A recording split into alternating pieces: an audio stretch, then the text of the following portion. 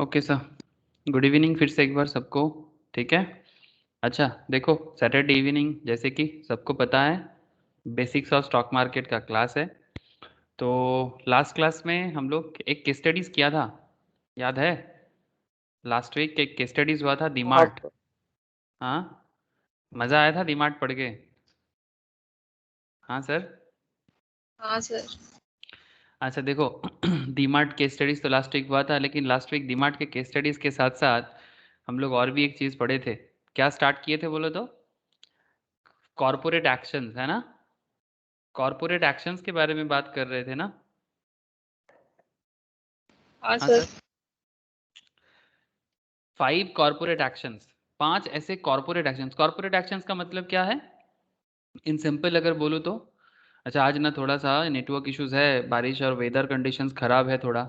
हाँ सर, सबको पता होगा। तो इसलिए नेटवर्क इश्यूज मेरा भी हल्का फुल्का है, लेकिन बहुत लोगों का हो रहा है कि जिनका भी फ्लक्चुएशन है वो आ रहा है जा रहा है, तो थोड़ा चलेगा आज, बिकॉज प्रीवियस एक क्लास चल रहा था मैम का, उसमें भी सेम टू सेम प्रॉब्लम हुआ।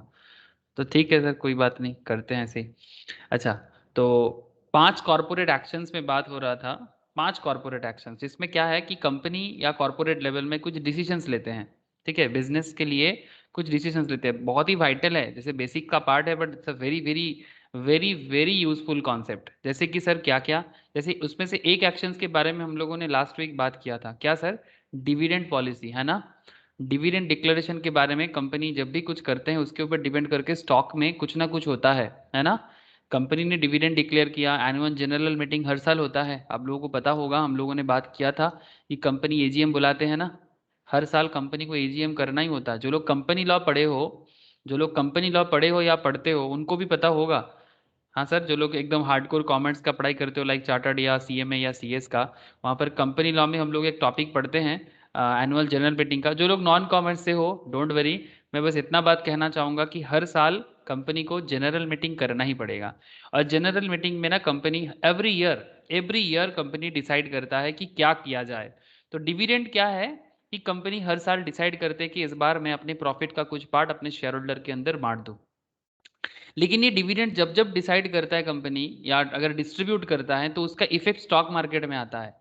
जो लोग डेली ट्रेडिंग करता है वो इसका बेनिफिट भी ले सकता है, और अपना बेनिफिट मतलब क्या कि अगर स्टॉक प्राइस में फ्लक्चुएशन आ सकता है डिविडेंड के कारण। मैं आपको स्क्रीन शेयर करता हूं और फिर मैं डिटेल्स में आप लोगों के साथ चर्चा बढ़ाता हूं सर। हाँ, स्क्रीन शेयर करते हैं सर। स्क्रीन शेयर है सबके साथ? हाँ सर, स्क्रीन शेयर है कि नहीं, देखो ना थोड़ा। हाँ सर। Okay sir. हाँ सर। अच्छा, ठीक है सर। जैसे कि आप लोग देख सकते हो ना sir, 5 corporate action and its impact. 5 corporate action and its impact on stock price, बहुत बढ़िया बात है सर एकदम। 5 कॉर्पोरेट एक्शंस स्टॉक प्राइस को भी इफेक्ट करता है, स्पेशली जो लोग ट्रेडिंग करता है, जो लोग इन्वेस्टमेंट पर्पस के लिए भी सोचते हैं ना, उनको इसका नॉलेज होना बहुत ज़रूरी है। ठीक है, बिकॉज मार्केट में अपना पोजीशंस लेने के लिए you have to know, market में अपना पोजीशंस लेने के लिए आपको पता होना चाहिए कि कंपनी क्या क्या कर सकता है। जो लोग कॉमर्स से कनेक्टेड हो, मतलब कॉमर्स एजुकेशन से, उनको इसके बारे में थोड़ा बहुत आइडिया है। जो लोग नहीं कनेक्टेड नहीं हो, उनको कनेक्टेड करने का ज़रूरत ही है सर, तो वही ज़रूरत को पूरा करेंगे। अच्छा, जैसे कि लास्ट क्लास में, अच्छा जैसे कि अनिमेश या किसी का भी लास्ट क्लास अगर मिस है तो प्लीज़ एक बार कर लिया करो, बिकॉज लास्ट क्लास में हम लोग डिविडेंड के बारे में चर्चा कर चुके हैं, है ना? प्रीवियस क्लास में 5 कॉर्पोरेट एक्शंस में से हम लोग एक एक्शंस कंप्लीट कर चुके हैं, दैट इज अभी 4 बचा है। डिविडेंड के बारे में डिस्कशंस कर चुके हैं। तो मैं जो लोग मिस किया है मैं उनको शेयर करूंगा, या जिनका नहीं हुआ था बाई चांस तो मैं उनके साथ ये शेयर कर लूंगा। तो आप लोग प्लीज़ एक बार डिविडेंड कर लेना, ठीक है? ओके सर, बहुत वाइटल पॉइंट है। जैसे कि इंपॉर्टेंट एक कॉन्सेप्ट था कि डिविडेंड सर हमेशा फेस वैल्यू पे दिया जाता है, ये कॉन्सेप्ट था। जैसे कि यहाँ पर एक इन्फोसिस का डिविडेंड डिक्लेरेशन देख रहे थे। हाँ सर, याद आ रहा है ना? इन्फोसिस का डिविडेंड डिक्लेरेशन देख रहे थे। इन्फोसिस का फेस वैल्यू सर हम लोग देखा मार्केट में जाके कि 5 रुपीज़ है ना उसका फेस वैल्यू, याद आ रहा है क्या? हाँ सर, इन्फोसिस का फेस वैल्यू करेंटली क्या चल रहा है? सर 5 रुपीज ही चल रहा है। 5 रुपीज़ ही चल रहा है। इन्फोसिस इन्फोसिस चलो सर, थोड़ा मनी कंट्रोल में ही झांक ले। हाँ सर, इजी सोर्स है, इजी सोर्स है। मतलब जल्दी में थोड़ा डेटा मिल जाता है। चलो सर कोई बात नहीं, बहुत फेमस कंपनी है। रिलायंस का भी मनी कंट्रोल में इन्वेस्टमेंट है। अच्छा, दिखाई दे रहा है रिलायंस इन्फोसिस का करेंटली 1354 करके पर शेयर का चल रहा है। ठीक है, पर्टिकुलर स्टॉक रिलेटेड डिस्कशंस तो आज है नहीं, कभी केस स्टडीज जैसे लास्ट वीक डीमार्ट का किए हैं, ऐसा फिर से कभी करेंगे, डोंट वरी, कुछ ना कुछ कंपनी का केस स्टडीज तो होगा ही। अच्छा, लेकिन आज केस स्टडीज नहीं करेंगे बिकॉज आज कुछ वाइटल पॉइंट में मुझे आप लोगों को डिस्कशंस करके देना है। ठीक है, जैसे आप देख सकते हो इन्फोसिस का फेस वैल्यू दिख रहा है सबको? हाँ सर, 5। सर ये फेस वैल्यू होता क्या है, इसके बारे में भी मैंने बात किया था। ये फेस वैल्यू क्या होता है सर? ये बाकी चीजें सर ये तो फंडामेंटल है, ये फेस वैल्यू भी फंडामेंटल कॉन्सेप्ट है। जो लोग कंपनी का, जो लोग फंडामेंटल एनालिसिस क्लास पढ़ रहे हो, वो लोग धीरे धीरे ये सभी चीज में बीटा वगैरह एवरीथिंग सब कुछ धीरे धीरे जान जाओगे सर। ठीक है, वॉल्यूम, ठीक है, upper circuit, lower circuit, previous close, ये तो नॉर्मल है, ओपन क्लोज हाई जो भी है, market capital, but these are basically fundamental areas. ठीक है, लेकिन मेरा अभी उतना ज़्यादा डिटेल्स में नहीं जाना है, जितना फोकस अभी ज़रूरी है उतना फोकस करते हैं। फेस वैल्यू क्या है कंपनी का, कोई मुझे बता दे, कौन बताएगा?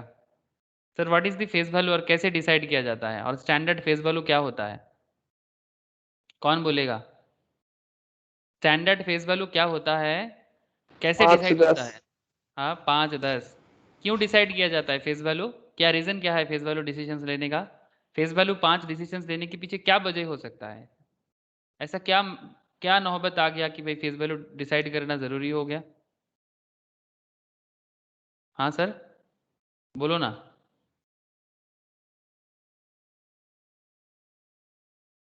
हाँ सर बोलो, ऐसा क्या जरूरत आ गया कि फेस वैल्यू डिसाइड करना जरूरी हो गया? हर कंपनी का अपना फेस वैल्यू होता है, बुक वैल्यू भी होता है। जैसे देखो ना, ये इन्फोसिस का बुक वैल्यू पर शेयर है। बुक वैल्यू मतलब अकाउंट्स मेंटेन करके अगर वैल्यूएशन ढूंढा जाए तो बुक वैल्यू पे 199, this is accounting value, current accounting value. But sir market value कितना चल रहा है पर शेयर का? 1354।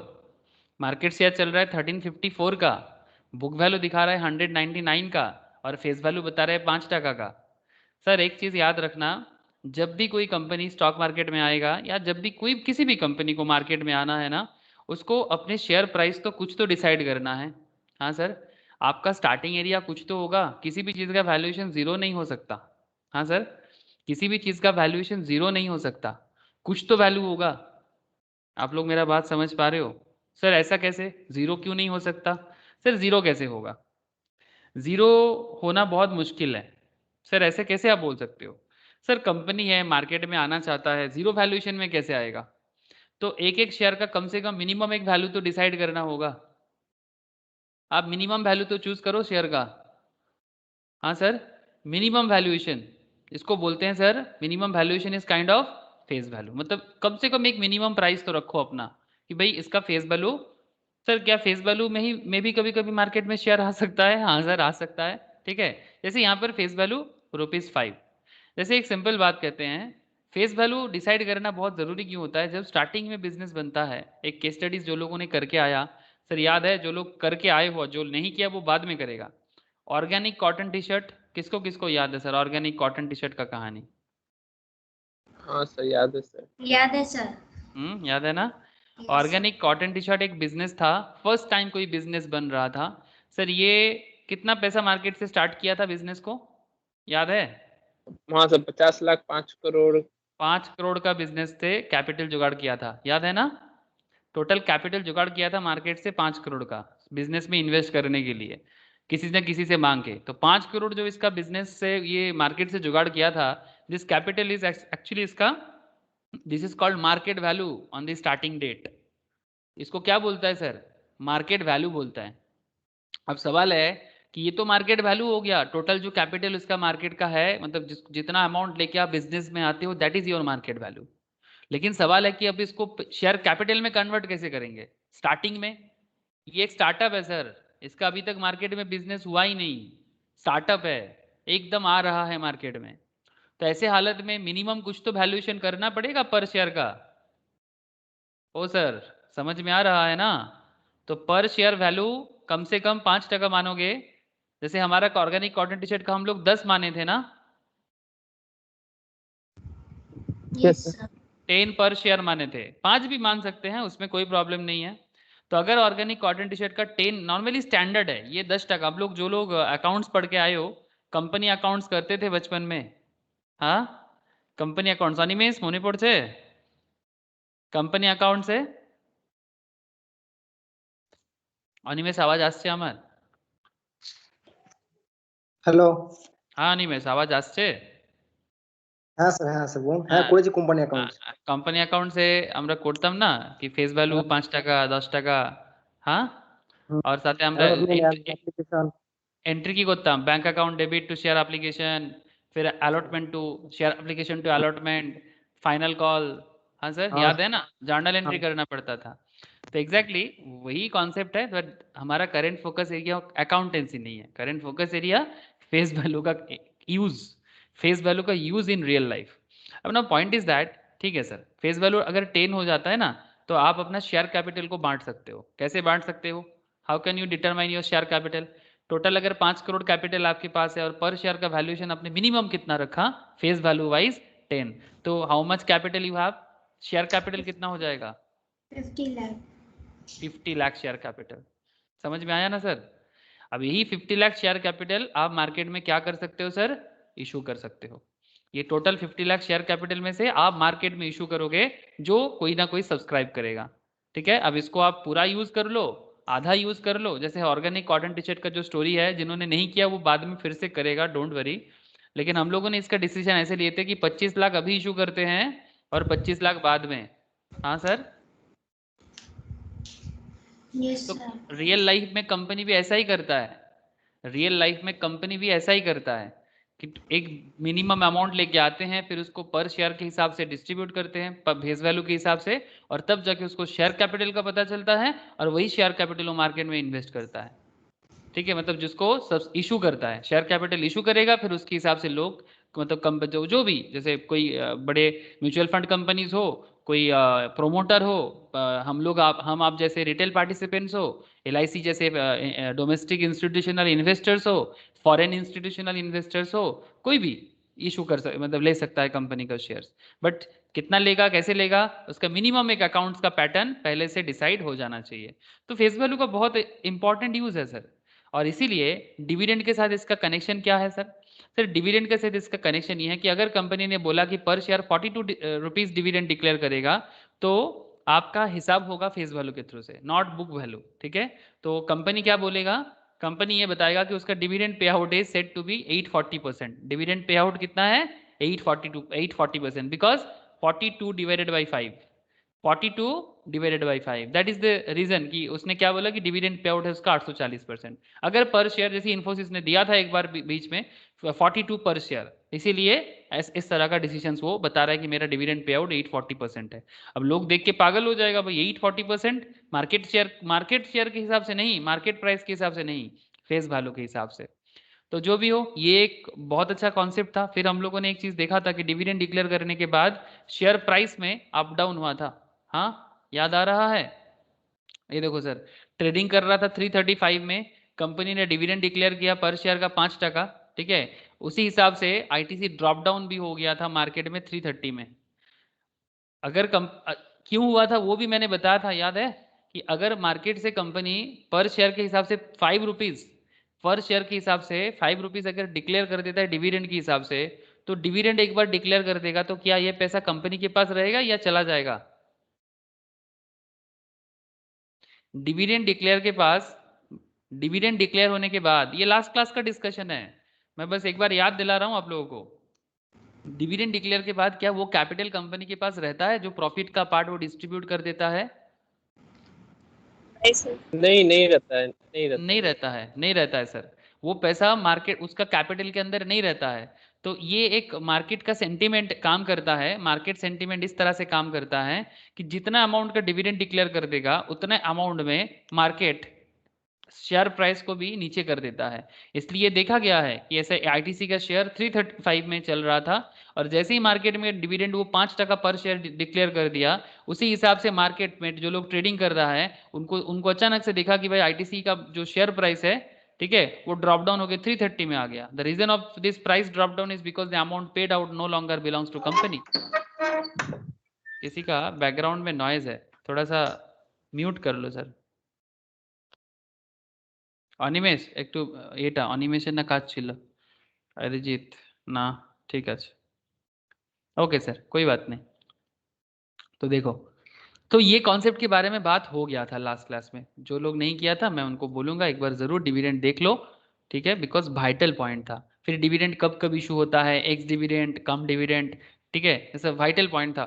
डेट का एक बहुत अच्छा मसला था, डेट का एक बहुत अच्छा मसला था कि मसला ये था कि अगर आप भी कंपनी का डिविडेंड पाना चाहते हो तो आपको स्टॉक किस टाइम पे खरीदना चाहिए, मतलब किस टाइम पे स्टॉक खरीदने से आप डिविडेंड होल्डर बन सकते हो कंपनी का, जिस स्टॉक में आप इन्वेस्ट कर रहे हो। डिविडेंड क्या है, डिविडेंड प्रॉफिट का पार्ट है। शेयर प्राइस में जो वैल्यूएशन बढ़ रहा है वो तो शेयर का वैल्यू गेन होता है। जैसे सिंपल बात है, शेयर का value gain in the sense कि आप मार्केट में किसी स्टॉक में किसी दाम पे इन्वेस्टमेंट किए हो, किसी प्राइस में आपने किसी स्टॉक में इन्वेस्टमेंट कर दिया, बहुत बढ़िया इन्वेस्टमेंट किया। जैसे हम लोग मानो कि लास्ट क्लास में डीमार्ट में बात किए थे, याद है? ये देखो सर, डीमार्ट का मैं दूसरे क्लास में भी बता रहा था, ये लास्ट क्लास में ही हम लोगों ने डीमार्ट के बारे में चर्चा कर रहा था। और देखो, दिखाई दे रहा है सबको? हाँ sir, just look at the 5 days data, एक हफ्ता भी नहीं हुआ, स्टॉक का इंप्रूवमेंट देखो, दिख रहा है सबको? बोलो ना। Yes, हाँ, sir. 2800 में चल रहा था, मतलब हम लोगों का एनालिसिस सही निकला। ऐसे मार्केट थोड़ा बुलिश था, ये अलग बात, बट फिर भी सबको ही डीमार्ट के बारे में थोड़ा नेगेटिव सोच रहा था। ऐसे ये बहुत फेवरेट स्टॉक है मार्केट का, बट थोड़ा डाउन ट्रेंड में था। और हम लोग डिस्कशंस किए सैटरडे को, और ठीक मंडे से इसके अंदर अपवर्डनेस आना चालू हो, बिकॉज हम लोग डीमार्ट का कुछ फंडामेंटल एरियाज में बात किए, ठीक है। और वही रीजन था कि उसका मार्केट इमोशंस था इसके पीछे, और वो इमोशंस काम भी कर गया, वो इमोशंस काम भी कर गया। पर शेयर में करीब 200 के आसपास का डेवलपमेंट भी हो गया, 200 से ज़्यादा मोस्ट प्रॉब्ली, हाँ 200 से ज़्यादा ही है, ठीक है। तो बेसिकली पॉइंट एकदम सिंपल था। आप लोग ट्रैक कर रहे थे क्या, या बस सर ने पढ़ा दिया और हम लोग भी छोड़ दिए? हाँ, ट्रैक किया था आप लोगों ने बाद में डीमार्ट? हाँ सर, क्या रे अरिजीत, ट्रैक किया था बाद में? किसी ने नहीं किया था? स्नेहाशीष মাঝে মাঝে দেখেছি माझे माझे ট্র্যাক देखे थी? করেছি মাঝে মাঝে দেখেছি हाँ रूपम बोल, कुछ बोल रहा है? नहीं सर ट्रैक नहीं हुआ करना चाहिए था ना। हाँ नहीं सर सर, जो भी ये खोलते हैं तो सब में कोविड का न्यूज ही आता है तो छोड़ देते हैं आजकल। अरे तुम कोविड देखते क्यों हो? कोविड को छोड़ के दूसरा न्यूज़ देखो ना। नहीं जो इकोनॉमिक टाइम्स है ये सब खोलते हैं तो उसमें सिर्फ एक ही चीज चलता है। इकोनॉमिक टाइम्स पे भी कोविड का चीज देता है। हाँ ये सब इसे हम छोड़ ही दिए 1-2 हफ्ता से। अरे बाप रे, हर जगह कोविड कोविड। আবার ठीक है, কেটে যাচ্ছে স্যার আজকে। आज थोड़ा सा इश्यूज है, आज इश्यूज है थोड़ा सा। ये सर ऑटोमेटिक कॉल केटे আছে। हाँ हाँ, आज बहुत प्रॉब्लम है, आज मोस्ट प्रॉब्ली सभी का नेटवर्क में इश्यूज है, ये बैड वेदर कंडीशन के कारण। ये सही अंडरस्टैंड, ठीक है। ओके चलो, तो इसके अंदर हम लोगों ने एजीएम वगैरह का भी बात किए थे, ठीक है, कोई बात नहीं। चलो नेक्स्ट टॉपिक में बात करते हैं। डिविडेंड डिविडेंड बहुत हो गया था, हम लोग दूसरा पॉइंट में बात करते हैं। सर आप लोग बोनस के बारे में तो सुने होंगे? हाँ सर, बोनस देता है कंपनी, बोनस इशू करता है। बोनस देना मतलब क्या, मजा का बात है ना सर, बोनस मिलता है तो बड़ा खुशी हो जाता है, बट ये क्या बोनस है? ये बोनस शेयर का बात कर रहा है। बोनस शेयर में आप लोगों को क्या लगता है, एक्स्ट्रा शेयर मिलता है? हाँ सर बोलो ना, बोनस शेयर में क्या sir extra extra share share না मिलेगा? হয়তো দামটা একটু বেশি দেয় हाँ মানে শেয়ারটা তো এক্সট্রা দেবে না দামটা একটু বেশি দেবে। नहीं सर, शेयर ही सर एक्स्ट्रा एक्स्ट्रा मिलेगा, शेयर मिलेगा इसमें। एक्स्ट्रा शेयर मिलेगा। Very good animes, share extra मिलेगा। আমি 10টা আমি 11টা হয়ে যাবে ফর एग्जांपल। हाँ ফর এক্স্যাক্টলি, एग्जांपल मतलब 10টা কিনে 11টা হয়ে যাবে ওটা। 10টা 11টা হতে পারে বা 10টা 20টা হতে পারে, বাবা ठीक है, इट रेशियो के डिपेंड, हिसाब से होगा ना। रेशियो के हिसाब से होगा। Thank you sir. लेकिन एक इंटरेस्टिंग पॉइंट है, वैल्यू चेंज नहीं होगा, टोटल वैल्यू चेंज नहीं होता है बोनस में, ठीक है, मतलब आपका वैल्यूएशन वही रहेगा, ठीक है। जैसे से फॉर एग्जांपल आपके पास किसी कंपनी का 10 शेयर था 200 करके, अब कंपनी ये बोला कि आपको 1:1 बेसिस में बोनस देगा। 1:1 मीन्स अगर आपके पास 10 था तो अभी 20 होगा, 1:1 मतलब एक शेयर के बदले और एक शेयर। लेकिन अभी इसका एक एक शेयर का वैल्यूएशन हो जाएगा 100 करके, मतलब ये 2000 तो ये भी 2000। यही कॉन्सेप्ट है बोनस का। बोनस के साथ और एक पॉइंट में डिस्कशंस करेंगे, स्टॉक स्प्लिट। स्टॉक स्प्लिट बहुत लोग धोखा खा जाता है सर ये स्टॉक स्प्लिट में, लेकिन आप लोग मत खाइयो धोखा, ठीक है? आप लोग धोखा मत खाइयो। कैसे, आगे बोलते हैं सर, पहले बोनस बता दे फिर स्टॉक स्प्लिट में बात चर्चा करेंगे, ठीक है? पहले बोनस के बारे में बात कर लूं फिर मैं स्टॉक स्प्लिट में बात करूंगा। इंटरेस्टिंग टॉपिक है सर, बहुत कुछ छुपा हुआ है इसके अंदर। A bonus issue is a stock dividend. Stock dividend एक तरह का allotted by the company to reward the share holders. अपने शेयर होल्डर्स को एक तरह का वो रिवार्ड देते हैं, कौन? कंपनी देते हैं। The bonus shares are issued out of the reserve of the company. Bonus share issue किया जाता है कंपनी के रिजर्व से। रिजर्व मतलब जो प्रॉफिट का रिजर्व होता है ना, जनरल रिजर्व होता है, सिक्योरिटी प्रीमियम रिजर्व होता है, बहुत सारा रिजर्व होता है। मैं अकाउंटेंसी में अभी बात नहीं करूंगा सर, आप लोग अकाउंट्स में जो लोग मैम के पास पढ़ते हो ना, हाँ स्पेशली इंटरमीडिएट लेवल पढ़ते हो या फाइनल का पढ़ते हो या फाउंडेशन का पढ़ते हो, आप लोगों को मैम से सीख जाएगा ये रिजर्व का बहुत इशूज है, ठीक है? ये बाद में बात करूंगा, बहुत चर्चा होता है रिजर्व में, लेकिन करेंटली इतना नहीं। बस इतना आप समझ लो कि कंपनी के पास रिजर्व्स है, कंपनी के पास वो रिजर्व से वो बोनस शेयर को इशू करेगा। There are free shares that the shareholder receive against shares. There are free shares that the shareholder receive against shares that they currently hold. These allotments typically come in a fixed ratio. जैसे कि आपको मैं एक बता रहा था 1:1, 2:1, 3:1, ठीक है? इस तरह का हो सकता है। मतलब अगर आपके पास एक शेयर है तो बदले में एक मिलेगा, 2 है तो बदले में और एक मिलेगा, 2 के बदले 1, 3 है तो 3 के बदले 1, ऐसे भी हो सकता है। In the ratio 2:1 ratio, the existing shareholders get 2 additional shares for every 1 share they hold at no additional cost. अगर आप किसी कंपनी का 2 शेयर होल्ड कर रहे थे तो आपको 1 शेयर मिलेगा, बट इसके लिए आपको कुछ शेयर खरीदना नहीं पड़ेगा with no additional cost. But so if a share holder owns 100 share then he will be issued an additional 200 shares, है ना? 2:1 ratio, so his total holding will become 300 shares. When मतलब 1 के बदले 2 मिल रहा है यहाँ पर 2:1, ठीक है? 1 के बदले 2। When the bonus shares are issued the number of shares the share holder holds will increase. आपने जितना शेयर होल्ड किया था वो इंक्रीज करेगा, but the overall value of investment will remain the same.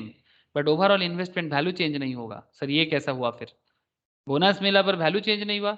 Sir short term में कोई benefit नहीं है, बट लॉन्ग टर्म में बेनिफिट मिल सकता है। आप लोग बात को समझिएगा, शॉर्ट टर्म में कोई बेनिफिट नहीं मिलेगा, बट लॉन्ग टर्म में बेनिफिट मिल जाएगा बोनस में, ठीक है? बट अगर किसी को लगता है कि शॉर्ट टर्म में बेनिफिट है, नहीं, शॉर्ट टर्म बेनिफिट नहीं है। अगर आप मोर देन 1 ईयर 2 ईयर्स तक कंपनी का शेयर होल्ड करके रखोगे तो ये आपके लिए एक बहुत बेनिफिट का काम करेगा। बट अगर उस पर्टिकुलर टाइम पे देखो तो नो बेनिफिट इज देयर। जैसे कि 1:1, 100 के बदले शेयर बिफोर बोनस इशू कितना था? 75। Share price before bonus issue था 75, नंबर ऑफ शेयर कितना होल्ड कर रहा था? 100।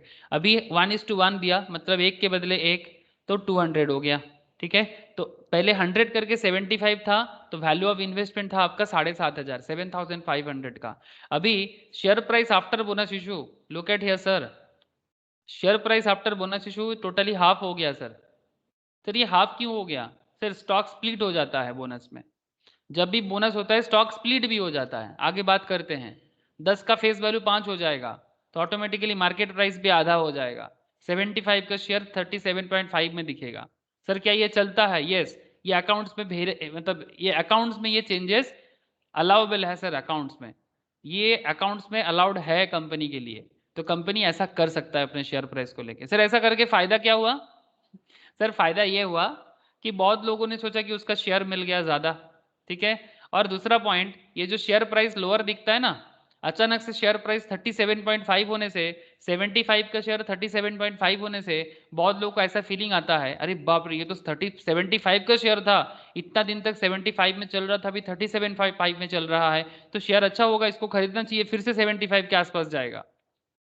या फिर जिसको लगता है कि शेयर महंगा चल रहा है उसको सस्ता दिखेगा, तो सस्ता शेयर लेने पे लोग ज्यादा, मतलब पीपल्स आर नॉर्मली मतलब टेन टू मतलब इनका कैरेक्टर कुछ ऐसा होता है कि जो सस्ता वाला शेयर है वही खरीदने का ज्यादा मन करता है। जैसे मैंने कुछ मतलब लास्ट कुछ दिनों में कुछ शेयर के बारे में मैं बार बार बोल रहा हूँ, लेकिन बहुत लोग सोच रहे हैं कि इतना महंगा शेयर नहीं लेना है। जैसे कि डीमार्ट, मैं डीमार्ट के बारे में बोला था तो क्योंकि डीमार्ट थोड़ा महंगा आता है, 2801 शेयर का दाम है, महंगा शेयर है, तो लोग नॉर्मली ना महंगा शेयर्स को थोड़ा सा इग्नोर करना पसंद करते हैं। एक शेयर था अदानी ग्रीन के बारे में, इसके बारे में मैंने कुछ चर्चा किया। अब आई होप आप लोग ग्रुप में देखे होंगे, जो लोग ग्रुप फॉलो कर रहे हो। सर मैं वो जैसे अनुभव भाई सुमित भाई ये लोग ट्रेडिंग के बारे में देता है, ट्रेडिंग का उतना तो मेरे को टाइम नहीं है, आप लोग जानते हो। मैं बस बीच बीच में किसी पर्टिकुलर स्टॉक में मुझे वैल्यूएशन दिखता है या फ्यूचर पता चलता है तो मैं उसके बारे में ज़रूर बात करता हूँ, ठीक है। एक अदानी ग्रीन के बारे में मैं काफ़ी दिनों से बात कर रहा था, आप लोगों ने ट्रैक किया था सर ग्रुप में? हाँ सर, देखा था आप लोगों ने अदानी ग्रीन के बारे में? Yes, sir. Yes sir. हाँ, अदानी ग्रीन के बारे में मैंने डिस्कशंस कर रहा था मोस्ट प्रोबेबली कितना दिन होगा, हार्डली एक हफ्ता, ये भी हार्डली एक हफ्ता।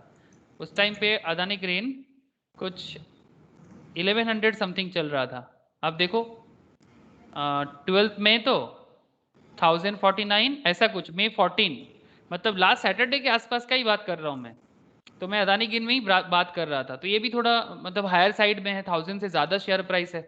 तो ये शेयर भी आप देख सकते हो 1000 से 300 ज़्यादा प्रॉफिट दिया विद इन 3 मंथ्स में। सर क्यों? एक जापान का एक बहुत बड़ा एनर्जी कंपनी है, उसको उस पे अदानी ग्रीन का इन्वेस्टमेंट आ गया, ठीक है, टोटल होल्डिंग आ गया। सॉफ्ट बैंक का होल्डिंग था एसबी एनर्जी बोल के, उस पे अदानी ग्रीन, ये रिन्यूएबल एनर्जी पे काम करता है, ठीक है। मैं फंडामेंटल में बाद में बात करूंगा, लेकिन रीजन था और इसी रीजंस के लिए ये स्टॉक लास्ट 5-6 दिन में इतना ज्यादा इंप्रूवमेंट दिखाया है, मतलब करीब 2 से 300 का गेन मोस्ट प्रोबेबली, हाँ 300 तो आराम से, 300 के आसपास का एक हफ्ते के अंदर गेन दिया है ये स्टॉक। तो बेसिकली कुछ स्टॉक महंगा होता है बट वैल्यूएशन रहने से वो महंगाई में प्रॉब्लम नहीं है। तो कई बार ऐसे होते हैं जो पब्लिक होता है ना, उसको ऐसे फील होता है बाप रे इतना महंगा, तो कंपनी स्टॉक स्प्लिट कर देता है। अचानक से आपको मार्केट में दिखेगा अदानी गिन 1300 की जगह 700 में डील कर रहा है। तो जो लोग ज़्यादा मार्केट के बारे में नॉलेज नहीं रखता, जो लोग बोनस शेयर या स्टॉक स्प्लिट के बारे में खबर नहीं रखता, उनको क्या लगेगा? उनको लगेगा कि शेयर तो सस्ता है, तो वो लोग इस पर्टिकुलर स्टॉक को खरीदने के लिए और ज़्यादा उत्सुक हो जाएगा, अट्रैक्टिव लगेगा। तो ये कुछ रीजंस होता है बोनस शेयर इशू करने का। और जो एग्जिस्टिंग शेयर होल्डर है उनको भी तो क्या है ना, उसका वैल्यूएशन चेंज नहीं होता, उल्टा एक्स्ट्रा शेयर मिलता है। आप लोग समझ पा रहे हैं ना सर? वैल्यूएशन चेंज नहीं होता, जितना वैल्यू का शेयर वो होल्ड कर रहा था आज भी उतना ही वैल्यू का शेयर होल्ड करके रख रहा है, उल्टा एक्स्ट्रा शेयर में मिल जाता है, ठीक है। सर्टेन में मतलब सर्टेन में अगर देखो तो शॉर्ट टर्म में कोई बेनिफिट नहीं दिखेगा, ठीक है। 100 के बदले आपको वही 7500 था, ये भी 7500 ही दिखेगा, लेकिन लॉन्ग टर्म में आपका नंबर ऑफ शेयर पहले 100 था, अभी 200 हो जाएगा। 3:1 मतलब पहले आपका शेयर कितना था बिफोर बोनस 30, अभी कितना हो गया? जब आप 30 कर रहे थे तब एक शेयर का प्राइस 550 मान के चल रहे हैं, ठीक है। तब आपका वैल्यूएशन था 16,500। अब आप एक के बदले 3 शेयर ले रहे हो, number of share held after bonus एक के बदले 3, ठीक है। तो और इतना हो गया सर 120, ठीक है, मतलब 90 शेयर और एक्स्ट्रा। तो लेकिन 550 के बदले आपका शेयर मार्केट में कितना चलेगा? 137.5, बिकॉज आपका टोटल वैल्यूएशन सेम होना चाहिए। 16,500 में चेंजेस नहीं आया, टोटल वैल्यूएशन सेम रहेगा, लेकिन आपके पास पहले 30 शेयर हुआ कर रहा था, अभी 120 शेयर हुआ कर रहा है। 5:1 में पहले आप 2000 शेयर होल्ड करते थे, ठीक है, मतलब 1:5, बेसिकली 5:1 मतलब एक के बदले 5 मिल रहा है, पहले 2000, अब आपके पास 30,000 शेयर है। तो ऐसा केस में, लेकिन वैल्यूएशन में नो चेंज सर, 2000 इंटू 15 मतलब 30,000, 12,000 इंटू 2.5 मतलब 30,000। वैल्यूएशन में चेंज नहीं होगा, शेयर प्राइस के दाम पे चेंज हो जाएगा, टोटल वैल्यू को वही रखेगा, लेकिन आपके पास नंबर ऑफ शेयर होल्डिंग, मतलब जो लोग पहले से कंपनी का शेयर होल्डर था उनका share holding, total number of share holding जरूर चेंज होगा। ओके सर, लेकिन ये तो हो गया हिसाब, ठीक है। तो similar to dividend issue there is a bonus announcement date, ex bonus date and record date, ठीक जिस तरह से बोनस अनाउंसमेंट हुआ था, डिविडेंड इशू हुआ था, उसी तरह से बोनस का भी ex bonus date and record date होता है। Companies issue bonus shares to encourage retail participation, मैं आपको अभी यही बोल रहा था। ये लोग बोनस इशू इसलिए करता है क्योंकि वो चाहते हैं कि और से और ज्यादा लोग मार्केट में, हम आप जैसे रिटेल पार्टिसिपेंट्स कौन होते हैं? It's people like you and us, ठीक है, हम आप जैसे लोग जिनको लगता है, मतलब जो कंपनी का शेयर बाई करना चाहेगा, ठीक है, इस तरह का लोग नॉर्मली स्टॉक को बाई करना, मतलब उनको अट्रैक्ट करने के लिए कंपनी ऐसा पॉलिसीज लेता है, रिटेल पार्टिसिपेंट्स को अट्रैक्ट करने के लिए। अभी मैं बता रहा था ना आपको 1300 का शेयर अगर अचानक से ऐसा हो जाए, सर ऐसा हुआ है क्या? यस सर हुआ है, ऐसा हुआ है, जरूर हुआ है, आपको आगे बताता हूँ, मेरे को सब कुछ बताऊंगा, जो भी होता है सब बताऊंगा। और इसका खबर भी रखना कि कब क्या चल रहा है, उसका क्या असर हो सकता है। खबर तो बहुत लोगों को मिलता है, बट कौन सा खबर को कैसे यूज करना है वो पता होना बहुत जरूरी है। न्यूज किसको नहीं मिलता, आप भी न्यूज देख रहे हो और भी 5 लोग न्यूज देख रहे हैं, बट उस न्यूज में किसको उस न्यूज में इंफॉर्मेशन दिखता है और किसको उस न्यूज में बस न्यूज दिखता है, वो दोनों में फर्क होता है।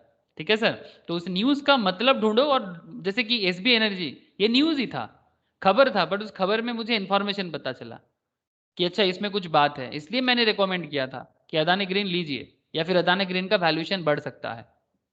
तो ऐसे और भी है, मैं अकेला नहीं, और भी लोग बताता है। जैसे रोसारी बायोटेक, रोसारी नहीं, क्या बोलते हैं वो, जिसके बारे में अरिजीत एक बार बहुत दिन मुझे पूछ रहा था, क्या क्या नाम था ये इसका, स्नेहाशीष की जानो कंपनी नाम,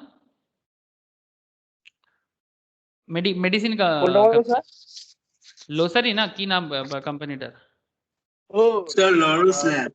লরাস ল্যাব হ্যাঁ লরাস ল্যাব স্যার গ্র্যানুলস ইন্ডিয়াতে স্যার প্রচুর লস হয়ে যাচ্ছে।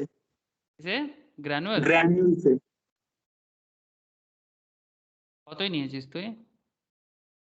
স্যার ওটা 365 এ নিয়েছি, এখন কারেন্টলি 323 তে চলছে, আমি সেলও করতে পারছি না। মানে ফ্রিজ করে দিয়েছে? না না, ওটা আপ ডাউন হচ্ছে, 324 যাচ্ছে, আবার অটোমেটিক 323 তে চলে আসছে এরকম। अरे सबर না, करो 326 আমি প্রাইস করে গেছি সেলে, তো এই প্রাইসটাই যাচ্ছে না। একটু পেশেন্স রাখ এত হুড়ো তাড়া করিস না। ধৈর্য ধরো, সবার করো, রুকো যারা আমার হবে তো। নেই দেখ, আর স্যার এই স্টকটা তো লস হচ্ছিল, কিন্তু এটা মাঝখানে আপ হয়ে গেছে, এখন 2 টাকা মতো লস চলছে। ठीक है। लॉरस लैब के बारे में मुझे एक जन ने बताया था कि सर ये स्टॉक अच्छा होगा कि नहीं, लेकिन उस टाइम पे मेरे को टाइम नहीं था और मैंने ना ज़्यादा ध्यान भी नहीं दिया। ठीक है, लेकिन ये stock most probably 1 month back, आप वही स्टॉक मार्केट एक स्टूडेंट ही बता रहा था मुझे, कि सीनियर स्टूडेंट, कि सर ये स्टॉक अच्छा हो सकता है, बट मैं ध्यान नहीं दिया इसका फंडामेंटल इश्यूज में, मैं एकदम ध्यान नहीं दिया था। और लेकिन सच में ये स्टॉक गेन किया। तो ऐसा नहीं कि मैं हमेशा जो ध्यान नहीं देता वो नहीं होता है, जो ऐसे बहुत सारे होते हैं कि जिसमें मैं नहीं ध्यान दे रहा हूँ लेकिन कोई और ध्यान दे रहा है, ऐसे भी हो सकता है। लेकिन मेरा कहने का मतलब एकदम सिंपल है सर, कि स्टॉक के प्राइस के मूवमेंट में रीजन होता है, अगर आप रीजंस को ढूंढ पाओ तो ये आपके लिए बहुत ईजी हो जाता है। लेकिन यहाँ पर कंपनी बोनस इशू जब कर रहा है ना, तो कंपनी बेसिकली रिटेल पार्टिसिपेशन को ढूंढने के लिए करता है। ठीक है, तो इस बात का ध्यान रखना। ठीक है, इस बात का ध्यान रखना। When the price per shares of a company is very high and it becomes tough for a new investors to buy shares, जैसे आप जैसे लोग, जो लोग अभी छोटे हो, ज्यादा अमाउंट इन्वेस्ट नहीं कर सकते, तो दे फील दैट कि भाई थोड़ा सस्ता शेयर बताओ ना यार, इतना महंगा शेयर क्यों बता रहे हो। ठीक है, तो इसलिए मुश्किल हो जाते हैं। तो भाई issuing bonus share, the number of outstanding share increases. Bonus share issue करने से क्या होता है, number of outstanding share increase करता है, but the value of each share reduces, so in the above example. But value of shares reduce करता है, पर शेयर का वैल्यू रिड्यूस कर देगा। और जैसे ही पर शेयर का वैल्यू रिड्यूस हो जाएगा, पब्लिक लेने के लिए पागल। अरे भाई मतलब उनको तो पता ही नहीं चलता ना। अब इसको ना एक साथ पढ़ते हैं, रुको, बोनस को पढ़ लिए ना, बोनस और बोनस का मतलब देख लिए। अब एक काम करते हैं, इसको स्टॉक स्प्लिट के साथ देखते हैं। स्प्लिट में क्या होता है, ये भी एक अनदर कॉन्सेप्ट, दोनों को एक साथ यूज किया जाता है। The word stock split for the first time sounds very weird, but it happens on a regular basis in the market. ये बहुत ज़्यादा होता है मार्केट में। What this means is quite obvious. The stock that you hold actually are split. आप जो stock hold करते हो उसको स्प्लिट कर देगा। जैसे दाल होता है ना, कुछ दाल को स्प्लिट कर देते हैं। हाँ सर, कुछ गोटा दाल भी मिलता है मार्केट में और कुछ स्प्लिट किया हुआ दाल भी मिलता है कि नहीं मिलता। हमरा बांग्ला तेरकम बोली गोटा और भांगा, ऐसे भी बोलते हैं। अरे बोलते कि नहीं बोलते, क्या मैंने ऐसा क्या गलत बोल दिया, बोलते हैं ना। एक मूंग दाल होता है, एक गोटा मूंग भी होता है, एक उसका मतलब अलग किया हुआ मूंग भी मिलता है। तो ऐसे ही जैसे स्टॉक को स्प्लिट करे ना, मतलब जैसे मूंग दाल स्प्लिट में मिलता है, वैसा ही गोटा भी मिलता है। तो वैसा ही होल मूंग दाल या स्प्लिट मूंग दाल, वैसा ही यहाँ पर आप देखोगे होल स्टॉक स्प्लिट स्टॉक। ठीक है, तो when stock split is declared by the company, the number of shares held increase, but investment value of market capitalizations remain the same. Number of shares held increase, but investment market value और market capitalizations, company का जो total market में stock घूम रहा है वो same रहेगा। Same similar to bonus issue, the stock is split with reference to the face value. लेकिन अभी फेस वैल्यू पे बात होगा। Suppose the stock is valued 50 and there is a 1:1 stock split, that means the face value will change to ₹5. If you owned 1 shares before split, you would now own 2 shares after this splits. जैसे ही split हो जाता है ना, number of shares difference हो जाता है। पहले आपका मतलब फेस वैल्यू 10 था, पहले फेस वैल्यू 10 था, तो आपके पास अगर 1 शेयर था, अभी अगर फेस वैल्यू 5 हो जाएगा तो आपको 2 शेयर्स मिलेगा। ठीक है, स्टॉक को स्प्लिट करना मतलब बेसिकली फेस वैल्यू को चेंज करना, बेसिकली फेस वैल्यू को चेंज करना। इसके पीछे भी सेम टू सेम कॉन्सेप्ट काम करता है। देखो सर, इसका भी हिसाब देख लो, इसका भी हिसाब देख लो आप। वैल्यूएशन चेंज नहीं करेगा, लेकिन नंबर ऑफ शेयर्स में चेंजेस आ जाएगा। बड़ा इंटरेस्टिंग कॉन्सेप्ट है। ठीक है, पहले फेस वैल्यू था 10, नंबर ऑफ शेयर्स ओन था बिफोर स्प्लिट 100, तो शेयर प्राइस बिफोर स्प्लिट था 900। ठीक है, ओल्ड फेस वैल्यू 10 था, number of shares own before split मतलब आपके पास 100 शेयर था और एक एक शेयर का प्राइस 900 करके चल रहा था, तो आपका वैल्यूएशन कितना दिख रहा है? 90,000 का, है ना सर। न्यू फेस वैल्यू 5 हो गया, 10 से 5 पूरा आधा कर दिए। Number of shares you own पहले 100 था, तो अभी जैसे ही फेस वैल्यू 5 हो जाएगा, आपका नंबर ऑफ शेयर्स भी बढ़ जाएगा, डबल हो जाएगा, क्योंकि वैल्यू सेम रखना है, मतलब शेयर्स का जो टोटल वैल्यूएशन सेम रखना है। ठीक है, और शेयर स्प्लिट 900 का शेयर 450 दिखेगा। इन्वेस्टमेंट वैल्यू आफ्टर स्प्लिट 90,000 ही होना चाहिए। बोनस इश्यू और स्टॉक स्प्लिट काफी सिमिलर है, काफी सिमिलर है। ठीक है, सिमिलरली 10 शेयर्स 100 था, 90,000। न्यू फेस वैल्यू 2 हो गया, अगर 2 हो जाएगा तो फिर नंबर ऑफ शेयर 500 होना चाहिए, because ultimately total value change नहीं होना चाहिए। एंड शेयर स्प्लिट के बाद शेयर का दाम हो गया 180, टोटल वैल्यूएशन 90,000। तो 10 का शेयर 5 हो गया, 10 का शेयर 2 हो गया। देखा आप लोगों ने, फेस वैल्यू 10 था अभी 5 हो गया, फेस वैल्यू 10 था अभी 2 हो गया। तो ऐसे केसेस में क्या होता है, नंबर ऑफ शेयर होल्डिंग आपका बढ़ जाएगा बट टोटल वैल्यू चेंज नहीं होगा। Similar to bonus issue, stock split is usually encourage more retail participation by reducing the per share value. ये दोनों सेम कॉन्सेप्ट में होता है। सर ऐसे हुआ है क्या? चलो सर देखते हैं कि अगर ऐसा कुछ न्यूज़ हमें मिलता है तो। अभी तो कुछ नहीं चल रहा है ऐसा, बट कुछ देर पहले हुआ था कि नहीं हुआ था, मैं देखता हूँ। अच्छा, ये बाईबैक है, बाईबैक के बारे में बाद में बात करते हैं। This is right issue most probably. ये देखो सर, मुझे स्टॉक स्प्लिट का एक न्यूज़ अभी दिख रहा है। देखो सर, दिख रहा है आप लोगों को? स्प्लिट्स, हिस्टोरिकल स्प्लिट्स, ये रिलायंस का है। मुझे याद है अभी भी रिलायंस में स्प्लिट हुआ था, इन्फोसिस में स्प्लिट हुआ था, मुझे याद है पूरा। मेरा खुद का इन्फोसिस में था, रिलायंस में भी मेरा उस टाइम पे था। 1600 का पर शेयर का रिलायंस चल रहा था, अचानक मार्केट ओपन करके देखे कि 800 हो गया। मुझे न्यूज़ पता नहीं था कि कंपनी स्टॉक स्प्लिट किया है। ठीक है, मैं फंडामेंटल चेक नहीं किया था, तो अचानक देखे 800 हो गया। मैं अचानक मेरा अकाउंट चेक किया, फिर पता चला अरे भाई वैल्यू में चेंज नहीं हुआ, नंबर ऑफ शेयर होल्डिंग बढ़ गया। ठीक है, ये देखो सर, ये 17 का बात कर रहा हूँ, सितंबर 7 2017, 1/2 स्टॉक स्प्लिट, मतलब बेसिकली 10 का फेस वैल्यू को 5 कर दिया था। उससे पहले 2009 में भी सेम टू सेम कॉन्सेप्ट हुआ था स्टॉक स्प्लिट का, रिलायंस में हुआ सर, रिलायंस इंडस्ट्रीज में हुआ। समझ में आ रहा है सर? तो कहाँ से खबर मिलेगा सर? फाइनेंशियल न्यूज़पेपर से ही खबर मिल जाता है, कंपनी के साइट में जाने से मिल जाता है, एनुअल रिपोर्ट फॉलो करने से मिल जाता है। समझ में आ रहा है sir? Annual general meeting follow करने से पता चल जाता है। हाँ सर बोलो, समझ में आ रहा है कि नहीं आ रहा है? हाँ सर, यस सर। ओके, तो इस तरह से इजी कॉन्सेप्ट है, कॉन्सेप्ट इजी है, बट ये इजी कॉन्सेप्ट मार्केट में ना बड़ा हलचल मचाता है। इजी कॉन्सेप्ट मार्केट में बहुत हलचल मचाता है सर। ऐसा लगता है कि मतलब क्या हो गया है, बट आप ख्याल ही नहीं किए, अरे कंपनी ने बोनस इशू किया है या राइट स्टॉक स्प्लिट किया है, लोग खबर ही नहीं रखता। देखो सर, आम आदमी, जो लोग ज़्यादा स्टॉक के बारे में नहीं जानते, सिर्फ लोगों का न्यूज़ सुन के इन्वेस्टमेंट वगैरह कर देता है, उनको उतना पता नहीं चलेगा। बट जो लोग पढ़ा लिखा है, जो लोग रेगुलर मार्केट इन्फॉर्मेशन को रीड करता है, समझने का कोशिश करता है, बेसिकली रिसर्चर, ठीक है, बेसिकली रिसर्चर है, तो फिर वो लोग इनके साथ इजीली कनेक्ट कर सकता है और उनका जो भी श्योरनेस है वो ज़्यादा हो जाता है कंपनी के स्टॉक के बारे में। There is another concept sir, तो डिविडेंड सीखा, बोनस सीखा, स्प्लिट सीखा, एक अनदर कॉन्सेप्ट है सर, राइट इशू। ठीक है, हाँ बोलो सर, कोई कुछ कह रहा है? सर बोल रहे हैं मतलब जो मतलब स्प्लिट होता है तो उसका हाँ। मतलब कुछ टाइम पीरियड होता है कि इतना साल का बात कर सकते हैं, फिर नहीं जैसे नहीं नहीं नहीं रिलायंस नहीं, के ऐसा कोई बात नहीं वो है। कभी भी कर सकता है ना, कभी भी कंपनी अपने अकाउंट्स में चेंज कर सकता है। एक ये साल तो में 2 बार बेसिकली में। हाँ, 2 बार भी कर सकता है। लेकिन ज्यादा बार बार नहीं करता है सर, बार बार नहीं हाँ कर सकता। बार बार करने से कंपनी का मतलब शेयर पे इफेक्ट पड़ता है। मतलब गुडविल में इफेक्ट पड़ सकता है। बार बार नहीं करता, एक सर्टेन टाइम के बाद करता है, जब कंपनी को लगता है कि शेयर प्राइस ज्यादा हाई हो गया है। जैसे एक देखो एक चीज, जैसे ये एक कंपनी है MRF टायर, नाम तो सुने होंगे आप लोग। हाँ सर, वो बहुत वैल्यू है तो।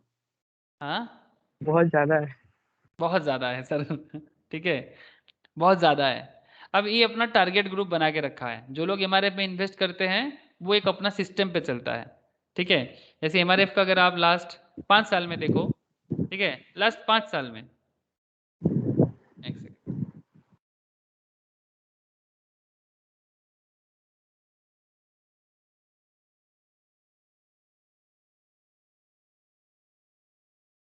देखो सर, जैसे लास्ट 5 साल में अगर आप थोड़ा सा देखो कि 30,000 के आसपास चल रहा था। ठीक है, फिर बीच में कोरोना पीरियड में भी डाउन हुआ था सर, कोरोना पीरियड में काफी अच्छा नीचे चला गया था, 50,000 के आसपास चला गया था।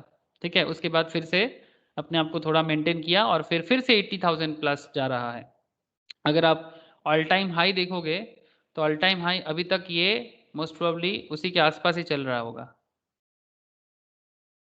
नहीं, ऑल टाइम हाई 91,000 है, February तो ये 2020। तोड़ता नहीं है अपने आप को? हाँ नहीं सर, ये स्टॉक स्प्लिट नहीं करता है। ये रेपुटेशन के लिए है? हाँ, ये अपने हिसाब से है कि उनको वो रिटेल पार्टिसिपेंट्स का ज़्यादा वो उसको नहीं चाहिए रिटेल पार्टिसिपेंट्स, मतलब ज़्यादा ये इंस्टीट्यूशनल इन्वेस्टर्स वगैरह, ठीक है, इन्हीं से ये खुश है ठीक है, ये हम आप जैसे लोगों का शेयर्स के लिए पागल नहीं हो रहा है। बात समझ रहे हैं कि नहीं समझ रहे? हाँ सर। सर ये एजीएम कब होगा ये सब कंपनी तो AGM का रिपोर्ट आपको पता चल जाएगा, कंपनी की वेबसाइट में विजिट करो, वो कब कब AGM कर रहा है आपको उसका खबर मिलेगा। सारा कंपनी तो एक ही समय करता होगा? नहीं कैसे एक ही समय करता है, ऐसा नहीं हो मई सकता। जून, जून जुलाई ये सब वो डिपेंड करता है, शायद। नॉर्मल रूल है सर, AGM करने का रूल है। जैसे मानो कि फर्स्ट टाइम कोई कंपनी आ रहा है, ठीक है, तो कंपनी कोई भी फाइनेंशियल ईयर 1 अप्रैल से लेकर 31 मार्च उसके 6 महीने के अंदर करना चाहिए। और अगर वो फर्स्ट टाइम आ रहा है, मतलब कंपनी इससे पहले बिजनेस में नहीं था, एकदम न्यू कंपनी है, तो वो उसके लिए 9 मंथ का टाइम है। ठीक है, नॉर्मली फाइनेंशियल ईयर एंड के कुछ दिनों के अंदर ही AGM वगैरह होता है। अब थोड़ा किसी भी कंपनी के साइट में जाके चेक करो कि कब कब AGM कर रहा है, तो इंडिविजुअल कंपनी वाइज आपको डेट पता चल जाएगा। तो नॉर्मली एक ऑब्वियसली एक फाइनेंशियल ईयर एंड, जैसे मार्च में ईयर एंड खत्म होगा, उसके बाद ही आपको अप्रैल मई जून जुलाई आपको इस तरह से दिखेगा। नॉर्मली 6 मंथ्स के अंदर करने का रूल है। ठीक है, और फर्स्ट टाइम कोई कंपनी आती है तो उसके लिए 9 मंथ का रूल है। समझ में आ रहा है ना? तो ये स्टॉक अच्छा स्प्लिट वगैरह। हाँ बोलो सर। समझ, रिलायंस का तब कब हुआ था लास्ट? रिलायंस का लास्ट AGM मुझे उतना याद नहीं है सर, देखना पड़ेगा। अच्छा। ये डेट याद रखना मुश्किल है फिर भी तू बोल रहा है तो मैं एक बार देखता हूँ रिलायंस का कब हुआ था। रिलायंस, नहीं सर, ठीक है सर, हम चेक करते नहीं हैं। ठीक है, तू बोला तो तू जा ना साइट में जा, फिर साइट में जाके ना यहाँ पर जा, Reliance our business innovation investor relation दिख रहा है।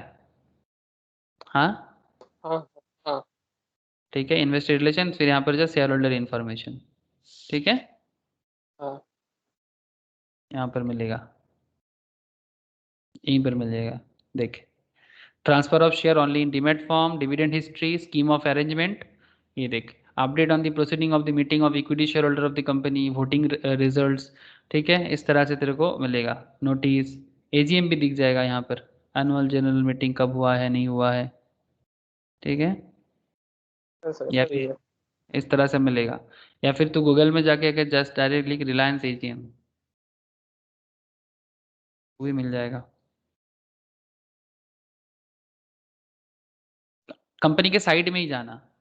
ठीक है, ये देख, यहाँ पर ही मिल जाता है इस तरह से। May 21 17 में first call notice for attention of registered member party, ये सब लिस्ट में मिल जाएगा। नोटिस आता है, AGM के लिए नोटिस भेजता है, यही मैं कुछ दिन से कुछ दिन पहले मैं कंपनी लॉ क्लास में भी बोल रहा था। ठीक है, यहीं पर मिलेगा, थोड़ा ढूंढना। ठीक है, थोड़ा तो मेहनत क्या कर ठीक है सर। हाँ सर। थोड़ा तो मेहनत क्या कर। अब बोलेगा सर खाना खा मतलब खाना बना दो, फिर खाना बना के उसको पूरा एकदम गुल्ला बना के फिर मुंह में डाल दो सर, तब तो सीख ही नहीं पाएगा। हाँ, सोर्स बता दे रहा है। हाँ, सोर्स बता देगा सर, फिर सोर्स के अंदर जाके ढूंढना भी है वो भी सर बता देगा। अच्छा ठीक है चलो बढ़िया है, आलसी बन रहा है आलसी। अच्छा तो फिर राइट इशू में बात कर ले सर अभी। ठीक है, तो राइट इशू बेसिकली क्या है? हाँ बोलो सर, और कौन सर क्या कह रहा है? हाँ बोलो। हाँ सर, बोल रहा हूँ कि जब मान के चलिए किसी कोई भी शेयर का फेस वैल्यू ₹1 हो गया, तो उसको हाँ क्या स्प्लिट हो सकता है क्या? हाँ, 50 पैसा भी हो सकता है, बिकॉज फेस 50 वैल्यू। पैसा भी हो सकता है ना? हाँ हो सकता है, 50 पैसा भी हो ठीक। सकता है। फेस वैल्यू ठीक। क्या होगा इसका कोई स्टैंडर्ड रूल नहीं है, ठीक है। बट ऐसे देखा जाता है कि नॉर्मली 1 रुपी से लेके 10 रुपी के बीच में होता है, ठीक है, स्टैंडर्ड है। ऐसा कोई बात नहीं ठीक कि है वो सर। एक से नीचे 50 पैसे भी मतलब हो एक सकता है। रुपये पे आधा पैसा भी हो सकता है? हाँ, आधा पैसा भी हो सकता है पर शेयर का फेस वैल्यू। ठीक है सर। क्या the idea behind right issue? अब राइट इशू क्या है? Right issue is to raise fresh capital. Right issue मतलब आपको फ्रेश कैपिटल रेज करना है। जैसे जो लोग आईपीओ के बारे में पहले पढ़े हो सर, ठीक है, जो लोग आईपीओ नहीं पढ़े उनके लिए मैं बोलूँगा आईपीओ में बाद में पढ़ना, बट आईपीओ एक बेसिक कॉन्सेप्ट है, you all know I hope. अगर नहीं पता तो मैं दिखा देता हूँ एक बार क्या प्रॉब्लम है। वैसे मेरा तो इनके थ्रू से मैं बहुत बार ले लेता हूँ, या और एक है वो आईसीआईसीआई के थ्रू से भी लेता हूँ। से फॉर एग्जांपल अगर आपको आईपीओ लेना है, आईपीओ मतलब सर इनिशियल पब्लिक ऑफर। जब फर्स्ट टाइम कोई कंपनी मार्केट में आता है that is called initial public offer. और इनिशियल पब्लिक ऑफर करके कंपनी जब भी आ रहा है वो आईपीओ लेके आता है। जैसे लाइन में है सर जोमेटो, किसको खरीदना है सर? कौन ज्यादा जोमेटो से खाना ऑर्डर करते हो, हाथ उठाओ। जोमेटो से खाना ऑर्डर कौन करते हो? अगर शेयर नहीं खरीदोगे तो फिर जोमेटो टूट जाएगा सर। कोई करते हो क्या जोमेटो से खाना ऑर्डर? आप लोगों में से कोई नहीं करता? Swiggy sir, Swiggy. हाँ सर, करते हैं सर। स्विगी, स्विगी से करते हो? अच्छा करते हैं ना। तो सर जो जोमेटो का खाना ऑर्डर करता है उसको जोमेटो का शेयर भी खरीदना चाहिए। सर जरूरी नहीं है ना, हाँ सर जरूरी नहीं है, लेकिन बेसिकली पॉइंट है कि जोमेटो मार्केट में आ रहा है, ठीक है। तो ये एक बात है, लेकिन अभी कब आएगा डेट डिक्लेयर नहीं किया, बिकॉज अभी पैंडेमिक चल रहा है ना बहुत भयंकर टाइप का। एनएसडीएल, एनएसडीएल भी आ रहा है सर। एनएसडीएल क्या है? National security depository limited. Sir हम लोगों का डीमैट अकाउंट का देखभाल करने वाला कंपनी। सर ऐसा इसका एक भाई है ना? हाँ सर इसका एक भाई है सीडीएसएल, नाम सुने हैं ना आप लोग? हाँ सर, वो तो शुरू शुरू में पढ़े थे। हाँ सर सीडीएसएल सर, 2 दिन पहले मैं स्टॉक भी दिखाया इसका। सीडीएसएल ऑलरेडी मार्केट में लिस्टेड है। हाँ sir. Central depository service limited, काफी अच्छा स्टॉक है सर। मतलब एक्चुअली हम लोग जो ब्रोकिंग कंपनीज के थ्रू से जो स्टॉक में अपना डीमैट अकाउंट ओपन करते हैं वो डीमैट अकाउंट इनके पास होता है, ठीक है। इसका पूरा देखभाल करना, इसीलिए इसका नाम क्या है? सेंट्रल डिपॉजिटरी सर्विस लिमिटेड, ठीक है। ऐसे इसका शेयर में भी अच्छा खासा ग्रोथ आया है कुछ सालों में, मतलब साल में क्या मंथ में। एक आप देख, साल में से ₹200 था, एक साल पहले। 1 साल पहले 200 रुपया हुआ करता था। तूने खरीदा था क्या 200। निवेश? हाँ, खरीदे थे। अच्छा प्रॉफिट किया? हाँ सर। अभी भी होल्डिंग है कि छोड़ दिया? हाँ, होल्डिंग है, होल्डिंग है। अरे बढ़िया है एकदम, क्लासिक शेयर है सर, होल्डिंग करते रहे कोई दिक्कत नहीं है। इनका हाँ कोई सर। इनका एक ही कॉम्पिटिटर है, वो इसका वही भाई है एनएसडीएल, एनएसडीएल है जो आ रहा है। NSDL जो आ वही रहा कॉम्पिटिटर। है ठीक है। तो हम लोगों का डीमैट अकाउंट का होल्ड करने वाला कंपनी, ठीक है। इसका बिजनेस में एक तरह का मोनोपोली बोल सकते हो, ठीक है, ऑलिगोपोली, ठीक है, ज्यादा कोई है नहीं। जितना मार्केट में लोग स्टॉक मार्केट में आएगा डीमैट अकाउंट ओपन करेगा, समझ रहे हैं ना सर, और ज्यादा पार्टिसिपेंट्स भरेगा तो इनका बिजनेस बढ़ेगा। एकदम सिंपल लॉजिक है इसका बिजनेस का। तो जो भी हो, आप लोग समझ गए, आईपीओ प्रोसेस के बारे में आपको पता चल ही गया। तो बेसिकली जो भी कोई कंपनी फर्स्ट टाइम मार्केट से पैसा उठाने के लिए आते हैं, अगर प्रॉपरली सब्सक्रिप्शन हो जाए तो कंपनी को मार्केट से पैसा मिल जाता है ना। जैसे मैं आपको डीमार्ट के बारे में बताया था, डीमार्ट एकदम पहला दिन में ही मार्केट में जब आया था एकदम डबल से भी ज़्यादा। फिर कुछ दिन पहले सर एक कंपनी आया हैप्पीएस्ट माइंड बोल के, फिर एक कंपनी आया नज़ारा टेक्नोलॉजीज। आई होप मैं क्लास में भी बहुत बार बात की है सर, नज़ारा टेक्नोलॉजी, हैप्पीएस्ट माइंड, कैम्स। हाँ इसके ऊपर तो केस स्टडीज हाँ भी था, सर। कैम्स के ऊपर भी केस स्टडीज भी था। तो देयर आर लॉट्स ऑफ, मैं बोलते बोलते थक जाऊंगा, ठीक है, आप लोग भी थोड़ा बड़े हो जाओ, मतलब मेरे से ज़्यादा जानो, मैं तो यही कोशिश करूंगा सर, आप लोग ज़्यादा जानो मेरे से, ठीक है। तेरा ये देखो लिस्ट है पूरा, रिसेंट ट्रेंड में जो जो इसके अंदर कुछ कंपनीज के बारे में मैंने काफ़ी डिटेल्स में भी बोला था। जैसे एक कंपनी के बारे में बड़ा ओवर श्योर था मैं बहुत बहुत ज़्यादा ओवर श्योर था, मैं लोगों को भी बोला था, खुद भी लिया था, कैम्स। ये भी, इसका भी एक मोनोपोली है, जानता है निमेश, ये म्यूचुअल फंड को मैनेज करता हाँ है। सर, ये मोनोपोली है। डिजिटल इन मतलब जितना भी म्यूचुअल फंड है, शेयर है, ये सबको रेगुलेट करता है कंप्यूटराइज। एग्जैक्टली, हाँ पूरा एकदम इसका कैम्स पूरा मैनेजमेंट हाँ, करता है म्यूचुअल फंड कंपनीज का डेटा इसका वगैरह। ये मोनोपोली बिजनेस है। एकदम सर, ये इसका भी शेयर प्राइस देखो, ये मैं 6 मंथ्स पहले जब आया था ना, 6-7 महीना हाँ पहले, हाँ, हाँ तब इसके बारे में मैं केस स्टडीज भी किया था। ये देखो सर कैम्स, इसका भी ग्रोथ देखो, डबल से भी ज़्यादा हो गया, ग्रोथ बहुत हो गया सर, इसका बहुत ग्रोथ हो गया। बहुत ग्रोथ हो गया, बहुत ग्रोथ हो गया, अच्छा स्टॉक है। हाँ समझ सर। रहे हो सर आप लोग, जो लोग छोटे हो अभी भी समझ नहीं पा रहे हो सर, बेसिकली क्या है स्टॉक मार्केट में ना, लोभ नहीं करना चाहिए, पहला बात तो ये है सर। ग्रिडी मत बनो, समझो, ग्रिडी बनोगे तो डूब जाओगे। 24, जैसे कुछ लोग ऐसे होंगे जानते हो, अरे बाप रा, ये 2414 चल रहा है, ये अच्छा स्टॉक है, ले ले इसको। नहीं, ये कॉन्सेप्ट नहीं होना चाहिए आपका। आपका कॉन्सेप्ट वेट होना चाहिए करना कि पड़ेगा, टाइम नहीं हाँ, मिलेगा। आपको टाइम लेना पड़ेगा, कंपनी के बारे में सोच समझ के स्टेप्स लेना चाहिए, ठीक है। सही, ऐसा नहीं कि ऐसा कंपनी और नहीं आएगा, बहुत सारे कंपनीज आएगा, ठीक है। बस आपको ना नॉलेज चाहिए और उसको एनालाइज करने का ताकत बनाना चाहिए। जैसे मार्केट में बहुत लोग बहुत कुछ बोल रहा है, यूट्यूब में हजारों वीडियोज आता है, ठीक है, लेकिन पॉइंट इज दैट कि कौन सा सही है और कौन सा गलत, इसका सेल्फ एनालिसिस भी तो आपके अंदर होना चाहिए। लोग बोल देगा तो क्या आप हाँ मान लोगे, लोग गलत भी बोल सकता है। बहुत सारा लोग तो कंपनी का प्रमोशंस के लिए पैसा भी लेता है कि भाई आप मेरे स्टॉक के बारे में थोड़ा बोल दो तो लोग खरीद लेगा।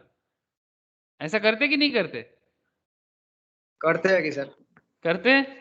तो हाँ टीवी में करता जितना है। सारा लोग आते हैं मैक्सिमम तो कमीशन लेके ही काम करने आते हैं, वो उनका बिजनेस है। जैसे आप लोगों में से जो लोग एनआईएसएम का एग्जाम दोगे, कल जाके अच्छा बड़ा रिसर्च एनालिस्ट बन जाओगे, इन्वेस्टमेंट एडवाइजर बन जाओगे, तो फिर या फिर आईसीआईसीआई डायरेक्ट में काम करोगे, मोतीलाल ओसवाल, जीरोधा जैसे कंपनीज के साथ काम करोगे, फिर आपको टीवी वाले लेके आएंगे कि भाई टीवी में बोलो, ठीक है। फिर आप टीवी में बोलोगे और जैसे आप बोलोगे तो लोग खरीद लेगा। लेकिन सर कंपनी के स्टॉक के अंदर दम है कि नहीं है, वो तो उसका बिजनेस बताएगा, उसके बिजनेस के अंदर का कॉन्सेप्ट बताएगा। अब आप मार्केट से कमाओगे कैसे, ये तो डिपेंड करता है आपके नॉलेज पे कि कौन सा सही बोल रहा है, कौन गलत बोल रहा है। You have to know this kind of things. जैसे कुछ कंपनीज रिसेंटली आया, इसका भी एनालिसिस हुआ था, मैंने इसका भी फंडामेंटल लेवल में डिस्कशंस किया था सीनियर के क्लास में, कि इस बिजनेस में ज्यादा दम नहीं दिखा। जैसे कि एक कंपनी है हिरनबा इंडस्ट्रीज, हिरनबा मार्केट में ज्यादा हाई प्राइस में लिस्टेड नहीं हुआ था, थोड़ा बहुत, ठीक है। अभी क्या चल रहा है आई डोंट नो, एक बार बहुत दिन में ट्रैक नहीं किया, एक देखते एक बार। 727, 727 मार्केट में लिस्टेड हुआ था, देखो सर, लिस्टेड हुआ था 800 के आसपास में। लिस्टेड होने के बाद से अभी तक वो दाम पे नहीं पहुंचा, बिकॉज अभी उस लेवल का बिजनेस इसके पास नहीं है, ठीक है। और भी कुछ बड़े बिजनेस भी आया था, कुछ बड़ा बिजनेस भी रिसेंटली मार्केट में आया था, जैसे कि ये हेरन फिर भी छोटा मोटा बिजनेस है। एक कंपनी आया था बारबेक्यू नेशंस, बारबेक्यू नेशंस कितना चल रहा है अभी, पता है किसी को?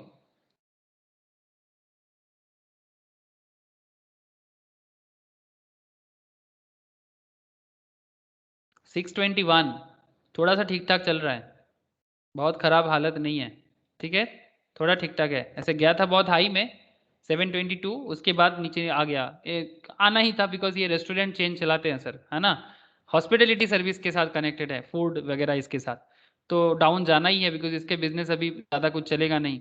लेकिन फिर भी बिजनेस अच्छा है, जब सब कुछ सही रहेगा ये बिजनेस भी अच्छा जाएगा। बारबेक्यू नेशंस काफ़ी बड़ा बिजनेस है। तो point is that sir, business का बहुत कुछ इंपॉर्टेंट कॉन्सेप्ट है, इकोनॉमिकल पर्सपेक्टिव है, इसके साथ भी आपको कनेक्शन होना जरूरी है, ठीक है सर। पॉइंट में आ जाते हैं, तो आईपीओ के थ्रू से मार्केट में लोग पैसा इशू करेगा, ठीक है, लेकिन आईपीओ के अलावा भी दूसरा एक उपाय है बिजनेस से पैसा उठाने के। The idea behind a right issue is to raise fresh capital. However, instead of going public, the company approaches their existing shareholder. फिर से एक बार आईपीओ प्रोसेस में नहीं आना है, उल्टा क्या करेंगे, एग्जिस्टिंग शेयर होल्डर को बोलेंगे कि भाई मेरा शेयर खरीदो। Think about the right issue as a second IPO, just feel that. इसलिए मैं तब से आईपीओ के बारे में बात कर रहा था क्यों, बिकॉज अगर आपको राइट इशू समझना है तो आपको आईपीओ भी समझना चाहिए। ऐसे आईपीओ का क्लास जो लोग किया था उनको याद है, बट जो लोगों ने आईपीओ बाई चांस नहीं कर पाया था, तो उनको तो बताना चाहिए ना, इसलिए मैं थोड़ा फिर से बता दिया। और कुछ कंपनी का मैंने एक बार बता भी दिया कि भाई देखो ये सब डिस्कशंस हुआ था और आज कहाँ पर है। तो right issue as a second IPO but for a select group of people, जैसे एग्जिस्टिंग शेयर होल्डर, कोई न्यू शेयर होल्डर नहीं आएगा, एग्जिस्टिंग वालों से ही लिया जाएगा। Right issue could be an indication of promising new development in the company. आप एग्जिस्टिंग शेयर होल्डर को ये बताते हो कि कंपनी न्यू डेवलपमेंट करेगा, ठीक है, कंपनी का न्यू ग्रोथ आएगा, आप कंपनी को पैसा दो, कंपनी आपको देखेगा। रिलायंस बहुत करता है। The share holders can subscribe to right issue in the proportion of their share holding, for example 1:4। Right issue means for every 4 share share holders owns he can subscribe to 1 additional shares. हर 4 share वो hold करे तो उसके बदले उसको 1 share मिलेगा। Needless to say, the new shares under the right issue will be issued at a lower price than what prevails in the market. Market में जो दाम चलता है उससे कम दाम में कंपनी आपको इशू करेगा, तभी तो राइट इशू है।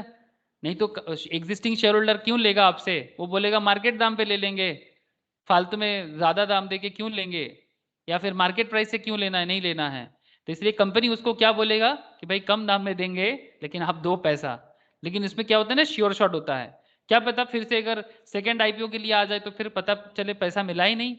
इससे अच्छा है कि राइट इशू कर लेते हैं, एग्जिस्टिंग शेयर होल्डर को ही बताते कि आप कंपनी को पैसा पेमेंट करो, इतना शेयर होल्ड करो, बदले में हमको 1:4 के हिसाब से मिलेगा, तो कंपनी को पैसा मिल जाता है।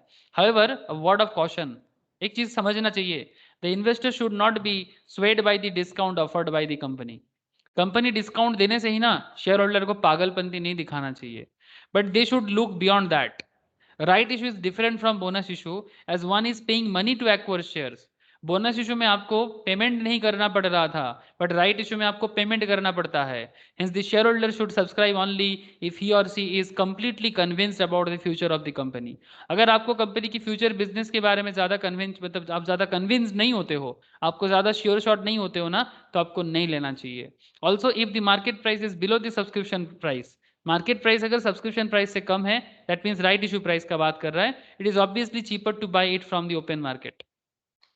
तो वो भी, उसका भी ख्याल रखना चाहिए कि मार्केट दाम से कम दाम में दे रहा है कि मार्केट दाम से ज्यादा दाम पे दे रहा है। अब सर क्या है ना, शेयर होल्डर लोग जो मार्केट में इन्वेस्ट करते हैं, कंपनी का शेयर खरीदते हैं, वो मतलब बावला हो जाता है। अच्छा कंपनी ने बोला तो करना चाहिए, बोल रहा है अच्छा बिजनेस देगा। कितना सारा लोग शारदा नारदा में पैसा, शारदा के नारदा छोड़ो, नारदा तो अलग बात है, शारदा रोज वैली में कितना सारे लोगों ने पैसा डुबाया सर, बहुत सारे लोगों ने, शारदा रोज वैली बहुत सारे ऐसे ही बिजनेसेस है। मेरा कहने का मतलब सिंपल है, हमारे देश में ना लोगों को भड़काना ज्यादा बड़ा बात नहीं है, ठीक है, थोड़ा सा टोप डालो, वो ना टोप में पैर रख ही देता है। क्या मैं कुछ गलत बोल रहा हूँ सर? हाँ नहीं सर। हाँ है ना। तो इसलिए अगर इसलिए बार बार RBI क्या बोलता है, जानकार बनो सतर्क रहो, ठीक है, जानकार बनना बहुत जरूरी है, वैल्यूएशन करना जानना चाहिए।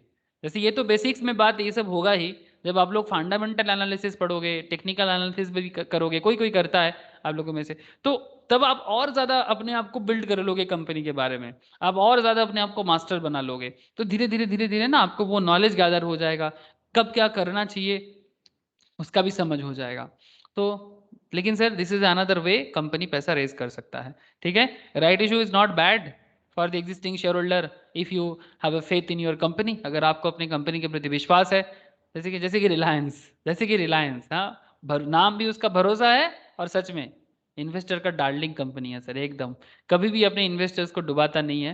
We all know about this things. हाँ सर, रिलायंस एक ऐसा बिजनेस मॉडल से चलता है ना, जिसका एक एक अलग ही लेवल का ग्रोथ लेवल है इसका। अगर आप इसका लास्ट 5 साल का भी ग्रोथ स्टेज देखो तो भी आप देख सकते हो, जस्ट लुक दिस। फिर भी इसका बिजनेस मॉडल के साथ ये फिर से ये भी मतलब एक स्टेबल कंपनी है सर, ब्लू चिप कंपनी है, बहुत हाई रेट ऑफ कैपिटलाइजेशन है। हाँ सर, और ग्रो करेगा। हाँ सर बहुत जाएगा, पकड़ के रख लो 3-4 साल के लिए एकदम फिक्स डिपॉजिट की तरह। तो 2 साल में कितना होगा ये? 3000 क्रॉस कर जाएगा।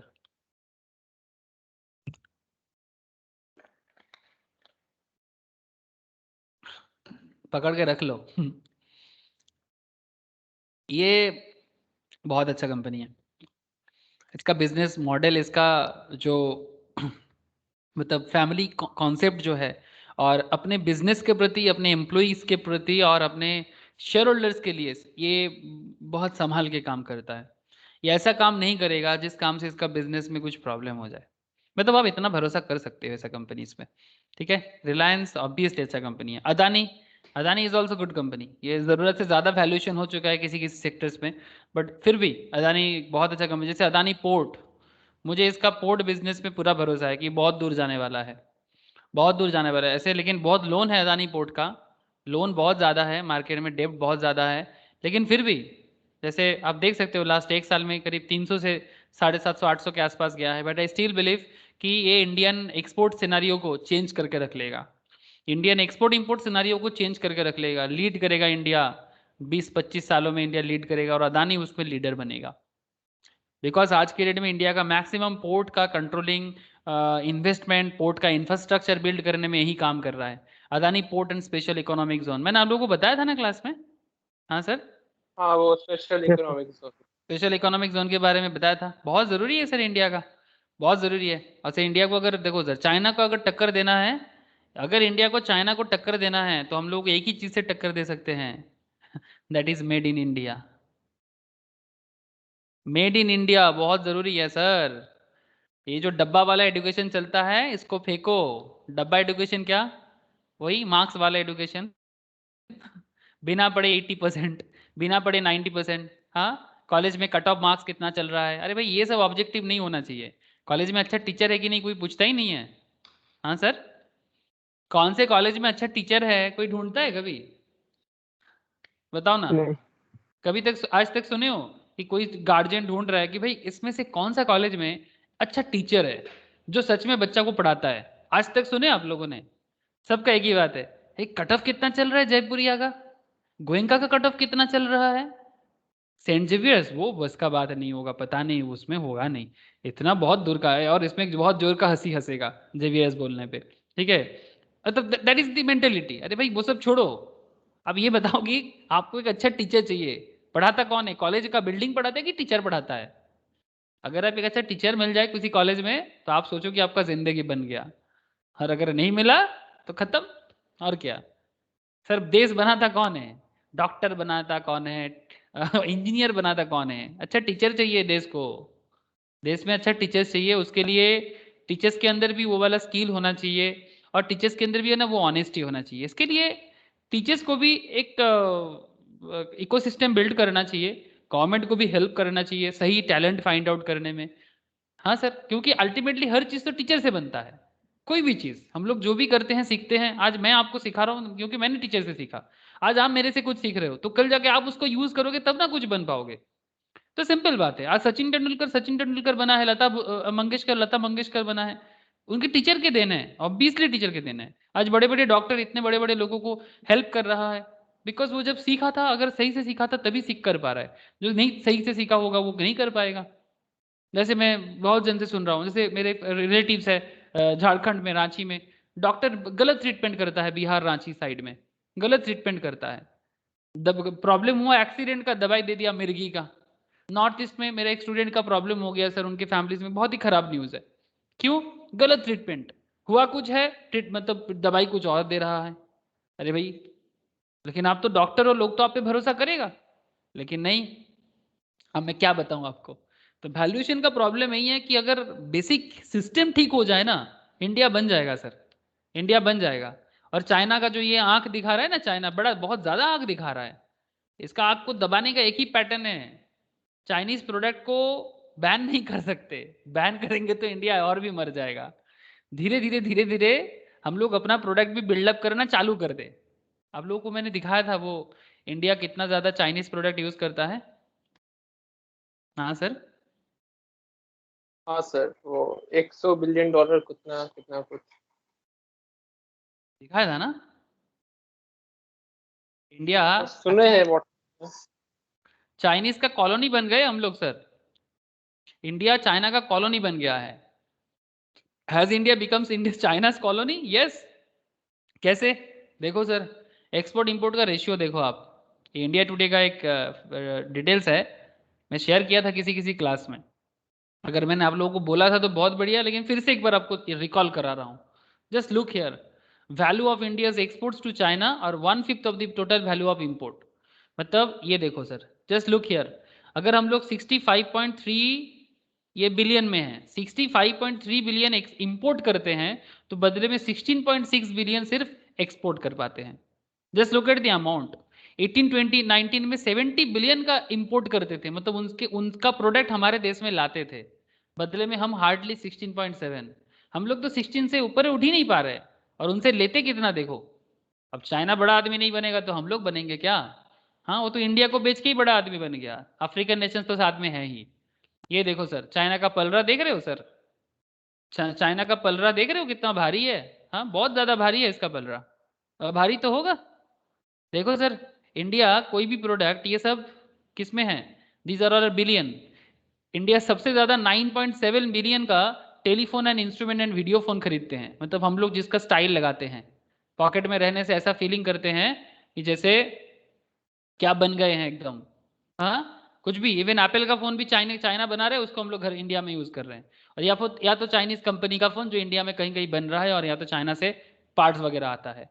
ऑटोमेटिक डेटा प्रोसेसिंग मशीन्स, क्या बोलते हैं सर कि डियोइड्स, ट्रांजिस्टर्स, बेसिकली टेक्नोलॉजिकल प्रोडक्ट सस्ता में मिलता है, चाइना का लेते हैं हम लोग। उनको क्या देते हैं? कुछ कुछ एग्रीकल्चरल चीजें। सबसे ज्यादा क्या दाम है सर? सबसे ज्यादा valuable petroleum and mineral oil 1.5 billion का। Look at this. सबसे ज्यादा हम लोग ये उनको दे पाते हैं, और उनसे क्या क्या नहीं लेते। Just look here. आप लोगों को कुछ दिखाई दे रहा है? हाँ सर, Yes, sir. साइज में इतना बहुत बड़ा। कुछ। हाँ, बहुत कुछ दिखाई दे रहा है। मतलब ये है इंडिया का हालत। अब इसको तो लेके यहाँ पे ट्रांसपोर्टेशन कॉस्ट बहुत है ना, इसलिए हाँ सर, बहुत सारा कंपनी आना भी नहीं मांगता। ट्रांसपोर्टेशन कॉस्ट बहुत है, तो वो जो कम कर रहा है नितिन गडकरी, कम कर रहे हैं ट्रांसपोर्टेशन कॉस्ट को। हाँ बहुत ज्यादा, मतलब एक जगह से दूसरा जगह ले आने में, और फिर बहुत सारा लॉ है ना सर, वो मतलब बहुत ज्यादा स्ट्रिक्ट है, जिससे बाहर कंपनी मतलब इंडिया में आने से थोड़ा सोचता है 2-3 महीने। हाँ, वो तो बात है ही, लेकिन सबसे मेन प्रॉब्लम है सर यहाँ का स्किल।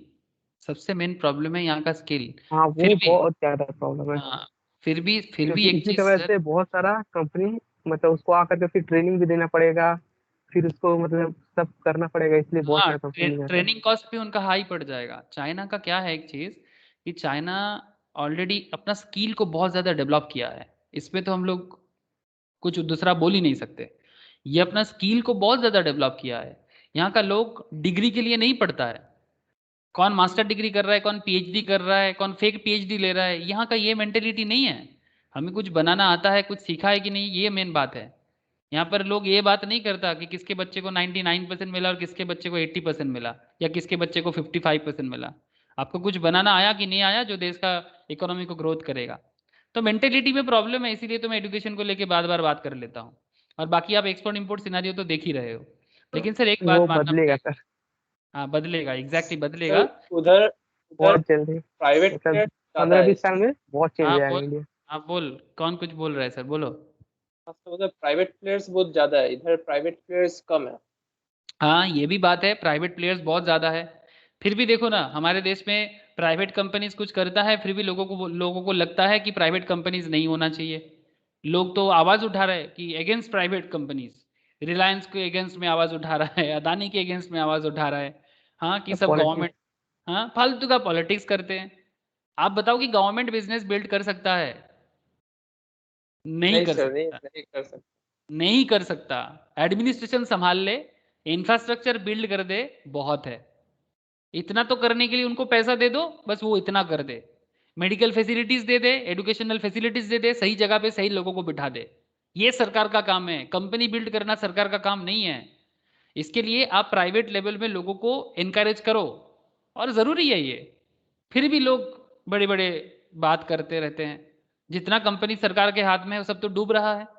और डूबेगा क्यों नहीं सर? बिकॉज जो आईएएस आईपीएस बन के जाते हैं उन तो काम नहीं करता ना, बिकॉज दे नो कि they have a fix salary. We all know this kind of things. अगर किसी को पता है कि मुझे तो फिक्स सैलरी मिलेगा सरकार की तरफ से, 5 लाख 6 लाख 7 लाख का सैलरी मिल जाएगा मंथली बेसिस में, तो मुझे किस बात का चिंता। लेकिन रिलायंस को पता है कि मैं इन्वेस्टर्स को वादा करके रखा है, मुझे उनका वादा रखना पड़ेगा। अदानी को पता है कि मैं इतना बड़ा रिस्पॉन्सिबिलिटीज लेके रखा, मुझे वादा निभाना पड़ेगा। Tata know what is there responsibilities. आज से नहीं सर, 100 मोर देन 100 ईयर से करके आ रहा है। आईटीसी को भी पता है। मैं बस कुछ पुराना नाम इसलिए यूज कर रहा हूं ताकि मैं आपको बता सकूं कि सही बिजनेस फैमिलीज या सही बिजनेस बने तो देश कहां से कहां पहुंच सकता है। तो ये कुछ एरिया है। जैसे एक बात है, जैसे कि विक्रांत जो बात कर रहा था कि सर नितिन गडकरी कुछ कोशिश कर रहा है, ऑब्वियसली सर मैं भी मानूंगा कोशिश किया।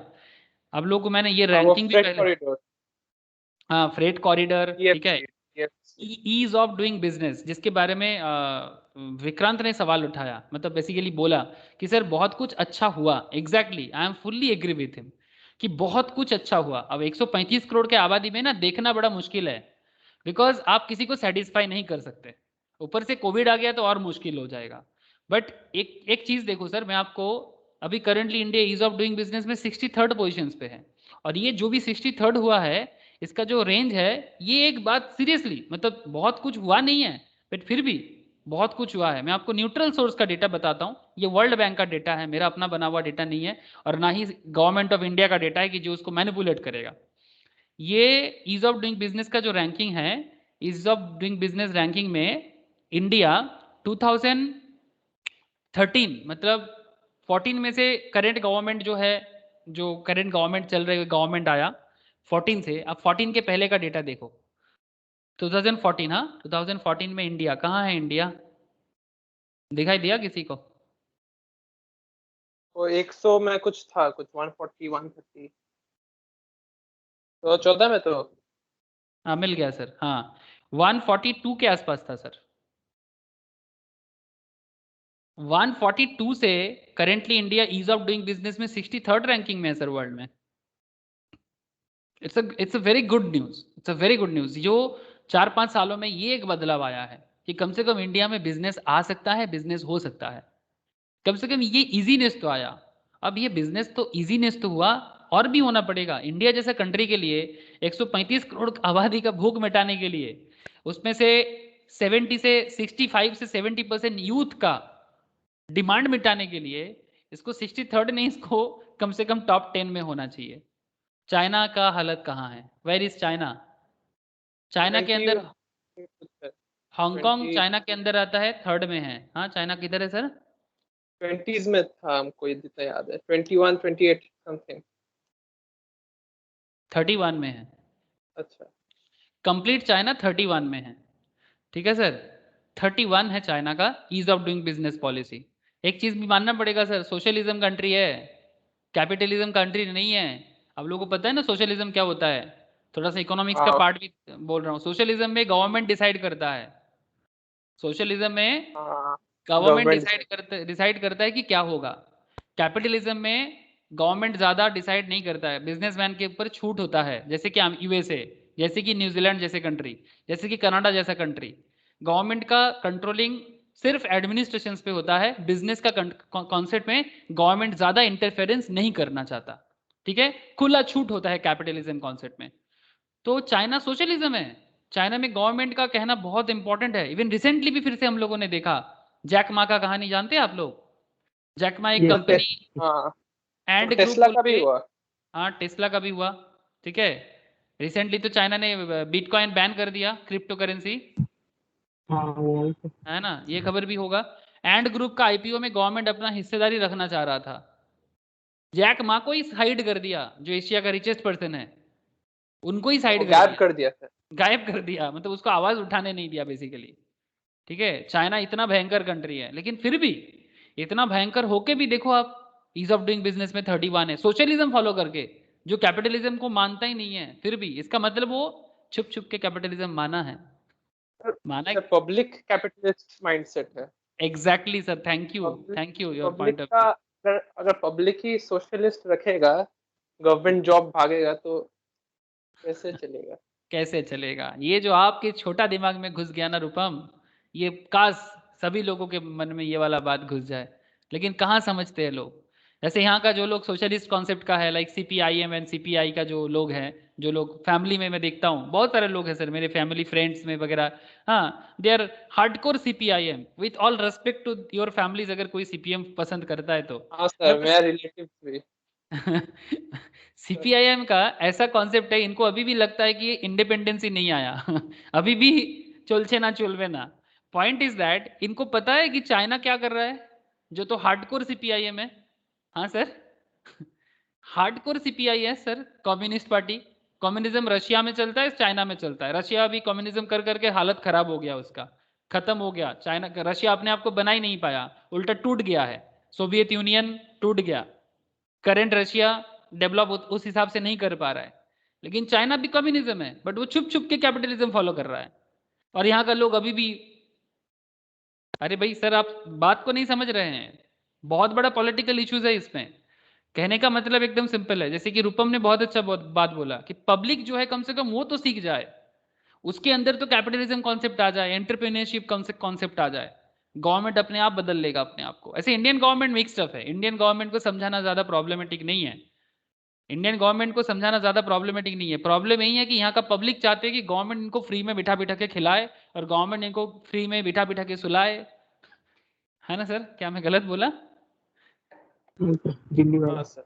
फ्री में सोने का जगह मिल जाए, फ्री में खाने का जगह मिल जाए, जब मर्जी मार लगा दे, जब मर्जी खाना लगा दे, बस और क्या चाहिए। ये करंट इंडियन का सोच है। अब ऐसे सोच में आप चाइना के साथ कैसे लड़ोगे? हाँ, अब चाइना जब हम लोग को अटैक करेगा, कर रहा है यहाँ से, फिर हम लोग का तो हालत टाइट होगा ना। क्यों नहीं टाइट होगा? हालत बहुत टाइट होगा। और ऐसे हालत में देश का इकोनॉमी भी गिरेगा। क्यों नहीं गिरेगा? अब मोदी सारा का सारा पैसा तो उधर ही जाके खर्चा करेगा ना, बिकॉज देश का बॉर्डर रहेगा तब ना हम आप रहेंगे। अब ये पब्लिक को कौन समझाए? हाँ, खर्चा तो करेगा यहाँ पर, क्यों नहीं करेगा?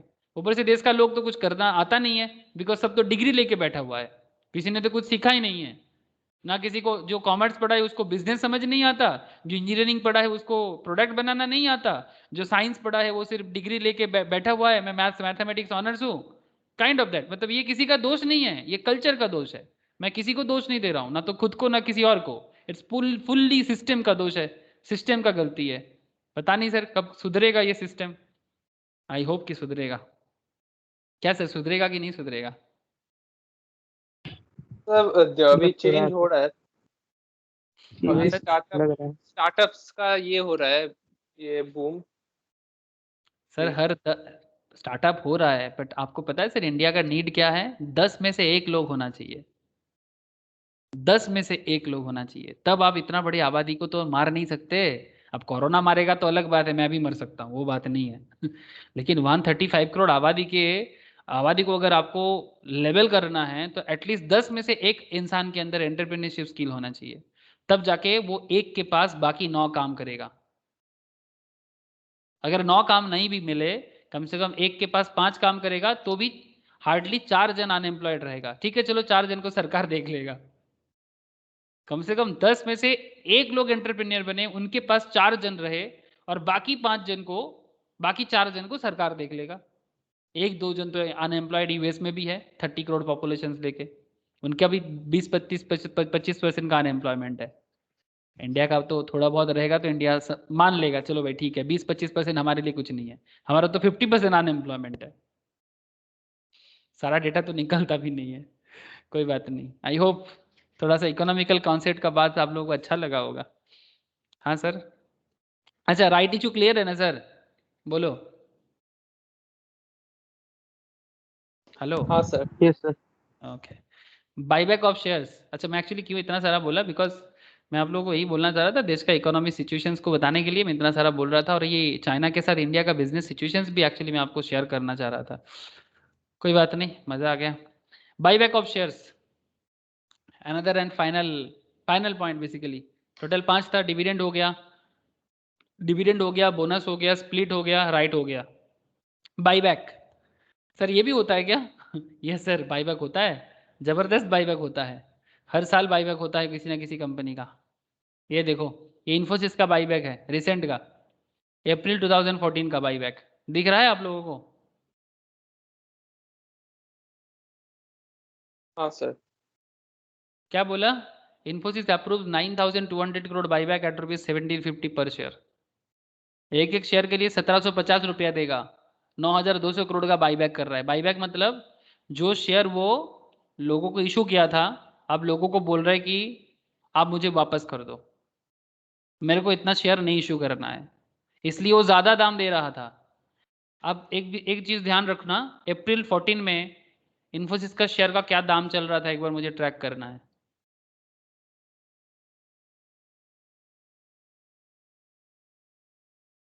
अप्रैल 14 में। हाँ सर, कब ट्रैक करेंगे? अप्रैल 14 में। कहाँ गया सर? एक मंथ पहले जाना पड़ेगा क्या? अप्रैल 14 और पहले जाना पड़ेगा।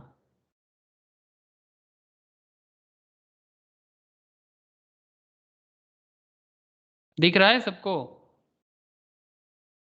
मार्च अप्रैल। Yes sir. कितना चल रहा है सर अप्रैल 14 में? वही 1300, ऐसे ही दाम चल रहा था, ऐसा ही दाम चल रहा था 1350 आसपास। हाँ, ऐसा ही दाम चल रहा था। ऐसे दाम में वो क्या बोल रहे हैं कि बाईबैक कर लो, आपको बोल रहे हैं मतलब वो अपना शेयर मार्केट से बाईबैक कर लेगा, वापस कर लेगा। जो इशू किया था वो लोगों को बोल रहे हैं कि आप मुझे वापस कर दो। कितना? टोटल 9200 करोड़, 9200 करोड़ का वो बाईबैक करना चाहता है। और जो लोग बाईबैक करेगा, ठीक है, वो भी जरूरी नहीं कि सबका बाईबैक हो जाए, अप्लाई करने पे डिपेंड करता है कि जैसे शेयर मिलता है वैसी तरह का होगा।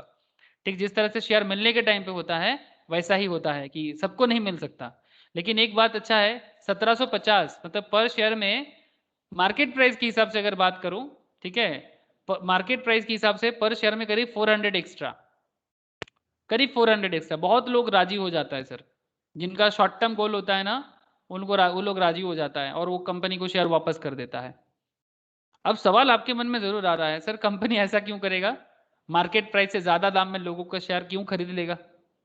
मतलब आपको इशू क्या था? सपोज मानो आप शेयर होल्डर हो, मैं इन्फोसिस हूँ, मैं आपको बोल रहा हूँ कि भाई मुझे वापस कर दो, मैं आपको पर शेयर के लिए 1750 रुपया दे रहा हूँ। आप लोग मेरा बात समझे कि नहीं समझे? हाँ सर, आप लोग बात को हाँ समझे कि नहीं समझे? Yes, sir. क्या लगता है? Infosys board of directors approved a share buyback agreement aggregating 9,200 crore. This will amount to less than 15% of the aggregate of the total paid up share capital and free reserve of the company as per the latest financial statements. The company said in a exchange filing, the company has a maximum buyback price of 1750 per equity share. The buyback will be completed through the open market route via the Indian Stock Exchange in accordance with the provision of SEBI. जो भी होगा सेबी के rule regulations मिलके मतलब मान के होगा, सेबी के बाहर जाके कुछ नहीं कर सकता। अब सवाल is, the main concept is that कि सर ये जो बाईबैक होगा, ये जो बाईबैक ऑफ शेयर्स जो भी होगा, इसमें कंपनी को क्या फायदा है और कंपनी क्यों करेगा buyback? The big question is that. अब buyback can be seen as a method for company to invest in itself by buying shares from other investors in the market. Buyback reduces the number of share outstanding in the market. Market में उसका जितना share चल रहा है, outstanding मतलब total market capitalization, जिस particular shares में उसका ट्रेडिंग चल रहा है, मतलब जो मार्केट में अवेलेबल है लोगों का ट्रेडिंग करने के लिए, शेयर में इन्वेस्टमेंट वगैरह करने के लिए, वो चाहते हैं कि वो शेयर थोड़ा कम हो जाए। क्यों? However buyback of share is an important method of corporate restructuring, because वो अपने आप को रिस्ट्रक्चर करना चाहता है। क्यों सर रिस्ट्रक्चर क्यों करेगा? क्यों कंपनी चाहता है कि वो अपने आप को रिस्ट्रक्चर कर ले? ये क्या होता है ना सर, एक्चुअली ये CA-CMA का जो इंटर एंड फाइनल लेवल में पढ़ते हैं, उनको एक चीज कराया जाता है सर, कॉर्पोरेट रिस्ट्रक्चरिंग बोल के एक कॉन्सेप्ट आता है सर। कॉर्पोरेट रिस्ट्रक्चरिंग, उसमें क्या होता है ना, कंपनी अपने आप को थोड़ा सुधारता है, उनको लगता है कि कभी कभी कंट्रोलिंग छूट जा रहा है, कभी कभी सिचुएशंस बहुत खराब हो जाते हैं, तब कंपनी अपने आप को ना थोड़ा कंट्रोल में करते हैं। तो ये कंपनी अपने आप को कंट्रोल में लेने का एक तरीका मानते हैं बाईबैक। ठीक है, ऐसे बहुत सारा रीजन है, but controlling is one of the reason. जैसे there could be many reasons why corporate choose to buy back. That's a big issue, big question sir. Buyback होने के टाइम पे स्टॉक प्राइस पे फ्लक्चुएशन दिखता है, बहुत लोग कंपनी का शेयर्स बाईबैक के टाइम पे शेयर्स को बाईबैक मतलब बाईबैक कर देता है, मतलब वो कंपनी को दे देता है, उसमें उसको शॉर्ट टर्म में बहुत ज़्यादा गेन होता है। ठीक है, लेकिन अगर आप लॉन्ग टर्म सोच पे हो, तो मेरे को भी एक बार ऑफर मिला था, इन्फोसिस से मिला था, रिलायंस से मिला था, बट मैंने नहीं किया, बिकॉज मुझे लगा कि मैं तो होल्ड करके रखूंगा, मेरे पे पेशेंस बहुत है, मैं आराम से होल्ड करूंगा। लॉन्ग टर्म इन्वेस्टमेंट में I have lots of patience, बहुत पेशेंस है, एकदम राहुल द्रविड़ बोल सकते हो आप। improve the profitability on a per share basis, improve the profitability on a per share basis। दो पॉइंट है, अगर कंपनी का मार्केट में जितना शेयर अभी था, अगर कंपनी बाईबैक कर लेगा तो कंपनी का मार्केट कैपिटल कम हो जाएगा ना सर? प्लीज थोड़ा हेल्प करना मुझे, मार्केट कैपिटल लोअर होगा कि नहीं होगा? जितना शेयर मार्केट में था, अगर कंपनी मार्केट से विड्रॉल कर लेगा उतना कैपिटल, कुछ अमाउंट जैसे 9200 करोड़ का कैपिटल अगर वो विड्रॉल कर लेता है, तो मार्केट में उसका कैपिटल लो हो जाएगा। येस और नो? Yes sir. मार्केट में कैपिटल घट जाएगा सर। एग्जैक्टली मार्केट से कैपिटल घट जाएगा। तो अगर मार्केट से हाँ। कैपिटल घट जाएगा तो जितना मतलब पर शेयर के हिसाब से उसका जो वैल्यूएशन चल रहा है तो पर शेयर बेसिस में उसका प्रॉफिट बढ़ जाएगा, इसमें उसका ईपीएस इंप्रूव हो जाएगा। हाँ अर्निंग सर। पर शेयर का अर्निंग बढ़ जाएगा। सपोज एक सिंपल बात करते हैं, इतना दिन मार्केट में उसका 5 लाख था, ठीक है। अब वो मार्केट लेकिन नंबर ऑफ शेयर उसका 100 था, 100 नहीं, एक सेकंड रुको, 1 लाख मानते हैं। 5 lakh market capital, 1 lakh share holding है, ठीक है। तो ईपीएस कितना चल रहा है? 5 है ना? हाँ सर, ईपीएस 5 ना? Yes sir. अब 5 लाख में से आप कुछ कैपिटल हटा दो, 5 लाख में से आप कुछ कैपिटल को हटा दो, इसमें क्या हो जाएगा? नंबर ऑफ शेयर होल्डिंग भी हट जाएगा। से फॉर एग्जांपल मतलब क्योंकि वो मार्केट से विथड्रॉल कर लेगा, लोगों का शेयर होल्डिंग भी कम हो जाएगा, तो वो क्या करना चाहता है कि टोटल कैपिटल वैल्यू को ठीक रखेगा but number of share holding को कम कर देगा, ठीक है। तो प्रॉफिटेबिलिटी पर share basis number of share holding कम हो गया बिकॉज इतना सारा लोग इस पे कंपनी पे इतना शेयर होल्ड करके रखा था। अब वो लोग मार्केट शेयर और होल्ड नहीं करेगा क्योंकि वो तो कंपनी को ज्यादा दाम पे बेच दिया। सपोज 90,000 हो गया तो पर शेयर ईपीएस बढ़ जाएगा। तो ये एक कॉन्सेप्ट काम करता है। बाकी डिटेल्स इसका तो मैं आप लोगों को फंडामेंटल एनालिसिस में ही सिखा पाऊंगा बिकॉज उसमें रेशियो एनालिसिस करने के टाइम पे या फिर कैश फ्लो स्टेटमेंट बताने के टाइम पे ये सब चर्चा बहुत ज़्यादा होता है बैलेंस शीट डिस्कशंस पे। लेकिन करेंटली बस बेसिक आइडिया तो इतना रख लो सर, बेसिक इतना आइडिया जरूर रख लो कि अगर कंपनी बाईबैक करता है तो कंपनी का पर शेयर में प्रॉफिटेबिलिटी ज्यादा दिखता है और जो नया नया इन्वेस्टर्स को अट्रैक्ट करता है कि भाई इसका ईपीएस हाई है इस पे इन्वेस्ट कर, इसका ईपीएस हायर है इस पे इन्वेस्ट कर। Consolidate their stake in the company, मतलब कॉन्सोलिडेट देयर स्टेक मतलब शेयर होल्डिंग।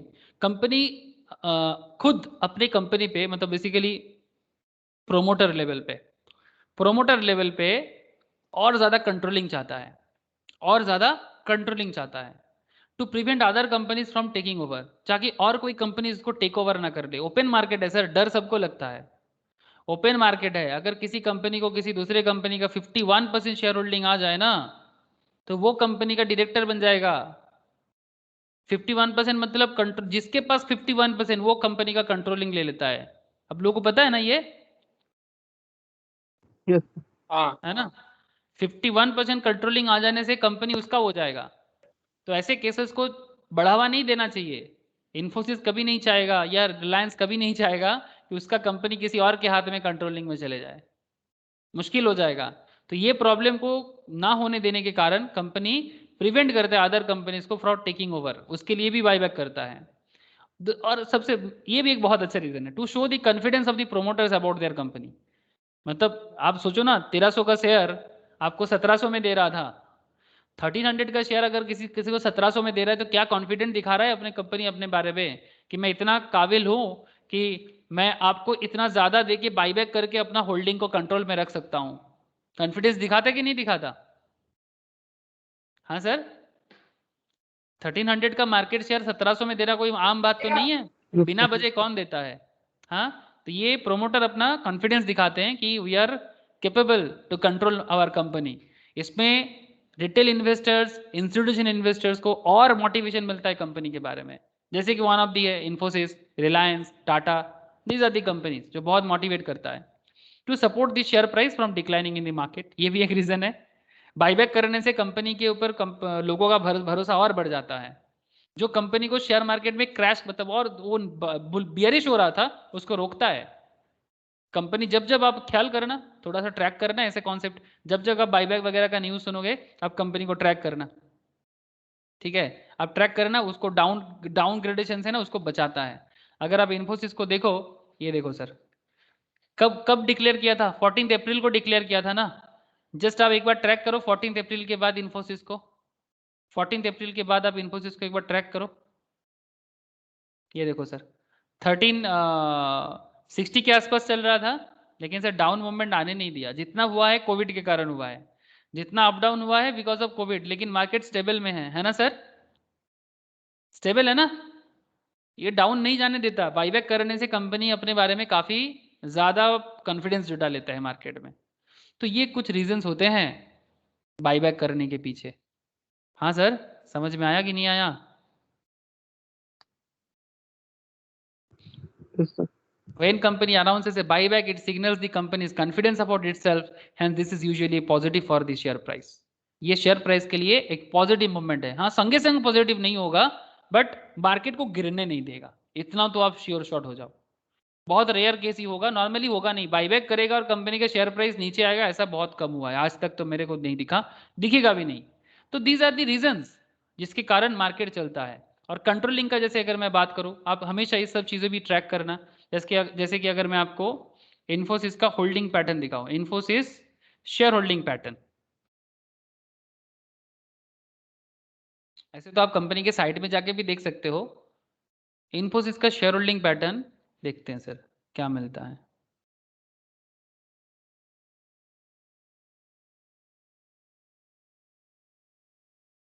टोटल अगर 100% शेयर है इन्फोसिस का, दिख रहा है सबको. टोटल 100% में से प्रोमोटर मतलब बेसिकली ननन नीलकेनी, जिन्होंने आधार बनाया. ठीक है, one of the famous person in India. Aadhaar का टेक्नोलॉजी ननन नीलकेनी का है. नारायण मूर्ति साहब, ठीक है, इनके पास है 12.95%. फॉरेन इंस्टीट्यूशनल का होल्डिंग है, मतलब FII, ठीक है, फॉरेन इंस्टीट्यूशनल का होल्डिंग है 32.67%. Non banking mutual fund companies का है 13.24%. अदर का है 20.83%. जनरल पब्लिक मतलब हम आप जैसे लोगों का है 10.09%. फाइनेंशियल इंस्टीट्यूशंस लाइक LICs वगैरह का है 9.86%. एंड ग्लोबल डिपॉजिटरी रिसिप्ट्स का है 0.36%. इस तरह से टोटल इसका इन्वेस्टमेंट पैटर्न है. तो सबसे ज्यादा चिंता किसका है? ये फॉरेन इंस्टीट्यूशनल इन्वेस्टर्स. तो कभी भी प्रोमोटर लोग नहीं चाहेगा कि उनका कंट्रोलिंग कम हो जाए. ठीक है, किसी को भी 51% नहीं देगा सर. अगर ऐसा हो जाए तो फिर प्रोमोटर का पूरा कंट्रोलिंग छूट जाएगा. तो प्रोमोटर ग्रुप अपना कंट्रोलिंग को रखने के लिए ऑब्वियसली बाईबैक कर सकता है. ठीक है, तो ये और एक दूसरा रीजन हो गया. तो ये सब चीजें मार्केट को इफेक्ट करता है कि नहीं करता? क्या सर बोलो, कुछ सीख के मजा आया कि नहीं आया? एकदम प्रैक्टिकल बातें हैं और ये सब चीजें मार्केट को बहुत इफेक्ट करता है. ये सब कोई सिर्फ किताबी बात नहीं है. These are the real facts जो मार्केट में होता है, हुआ है और आगे भी होगा. तो ये 5 कॉन्सेप्ट आई होप आप लोग बहुत अच्छे से याद रखोगे sir. 5 corporate actions and its impact on stock price. Okay sir, समझ में आया कि नहीं आया? बोलो सर एक बार, कोई डाउट है तो भी पूछो. স্যার ডাউট ছিল স্যার. बोलो सर बोलो. স্যার ওই বাইব্যাকের ওখানে স্যার ধরো আমি বাইব্যাক মানে দিয়ে দিলাম কোম্পানিকে 1700 টাকা ইনফোসিস, তো हाँ. আবার 1-2 দিন পর আবার শেয়ারটা কিনতে পারি কি? हाँ एकदम. मार्केट प्राइस में खरीद लेना, ऑब्वियसली खरीद सकता है. मार्केट তাহলে ओपन তো है স্যার ना. हाँ बोल. এর সাথে বেশি প্রফিট আর লং টাইমও প্রফিট দিল. হ্যাঁ, তোর যা- যদি মনে হয় তুই করতেই পারিস, কি প্রবলেম আছে? তুই এখন বাইব্যাক করলি, তারপর কোম্পানির শেয়ার আবার পারচেজ করতে পারিস. এবারে বাইব্যাক পাবি কি পাবি না সেটা একটা ইম্পর্টেন্ট ফ্যাক্ট, बिकॉज বাইব্যাকের জন্য অনেক মানুষ অ্যাপ্লাই করে. समझ में आ रहा है ना? बहुत सारे लोग एक साथ अप्लाई करेगा, बिकॉज बहुत लोग चाहेगा कि भाई 1400 का शेयर मुझे भी 1700 मिल जाए. तो लॉटरी होता है उसमें एक्चुअली. ठीक है, ये एक थोड़ा प्रॉब्लम है कि कौन आगे दिया है क्या है उसके ऊपर डिपेंड करता है. उसमें थोड़ा सा कॉन्सेप्ट, ठीक जैसे IPO मिलना मुश्किल हो जाता है कभी कभी वैसा. लेकिन आप बाद में खरीद लेना, क्या प्रॉब्लम है? मार्केट तो ओपन है, मार्केट इज ओपन. आप जब मर्जी खरीदो ना मार्केट से, क्या प्रॉब्लम है? বোঝা গেছে? Yes sir. স্যার এই নোটিফিকেশনটা কি ওই জেরোদা থেকেই দেয় নাকি এটা আলাদা করে নোটিফিকেশন খোঁজ লাগাতে किसे হয়? किसे নোটিফিকেশন? স্যার এই বাইব্যাকের যে ইনফোসিসের যে বাইব্যাক করবে এই নোটিফিকেশনটা ब्रोकिंग एजेंसी भी देता है नॉर्मली ये सब बारे में. न्यूज़पेपर्स फॉलो करना, ठीक है. ब्रोकिंग कंपनीज भी बताता है, बट हमेशा बताएगा ऐसा ज़रूरी नहीं है. ठीक है. और दूसरा बात कि तुम कंपनी की वेबसाइट में जाना, अगर तुम्हारा होल्डिंग है तो फिर तुम कंपनी के साइट में जाके देखोगे. ठीक है, जिस कंपनी का साइट में जाके उसका AGM वगैरह फॉलो करोगे तो आपको पता चलेगा. और मार्केट न्यूज़ में मिल जाता है सर. अगर आप किसी कंपनी के शेयर में इन्वेस्ट करके रखे हो तो आप उसको ज़रूर ट्रैक करोगे ना. अरे अगर आपका इन्वेस्टमेंट है किसी पर्टिकुलर स्टॉक में तो आप उसको ट्रैक करोगे कि नहीं करोगे? Yes sir. सर खबर मिल जाता है. नॉर्मली बिजनेस न्यूज़ फॉलो करो, लाइक इकोनॉमिक टाइम्स फॉलो करो, ये सब में ही पता चल जाता है. बाईबैक कोई छोटा मोटा बात नहीं है. ठीक है, ओके. नेक्स्ट क्लास में की events and there impact on markets, ये कुछ इवेंट्स है, ये बात करेंगे सर. इंटरेस्टिंग एरियाज है. इकोनॉमिकल बातें होंगे, इकोनॉमिक पॉलिसीज के ऊपर बातें होंगे, जिसमें स्टॉक प्राइस में क्या इफेक्ट आता है वो जानेंगे सर।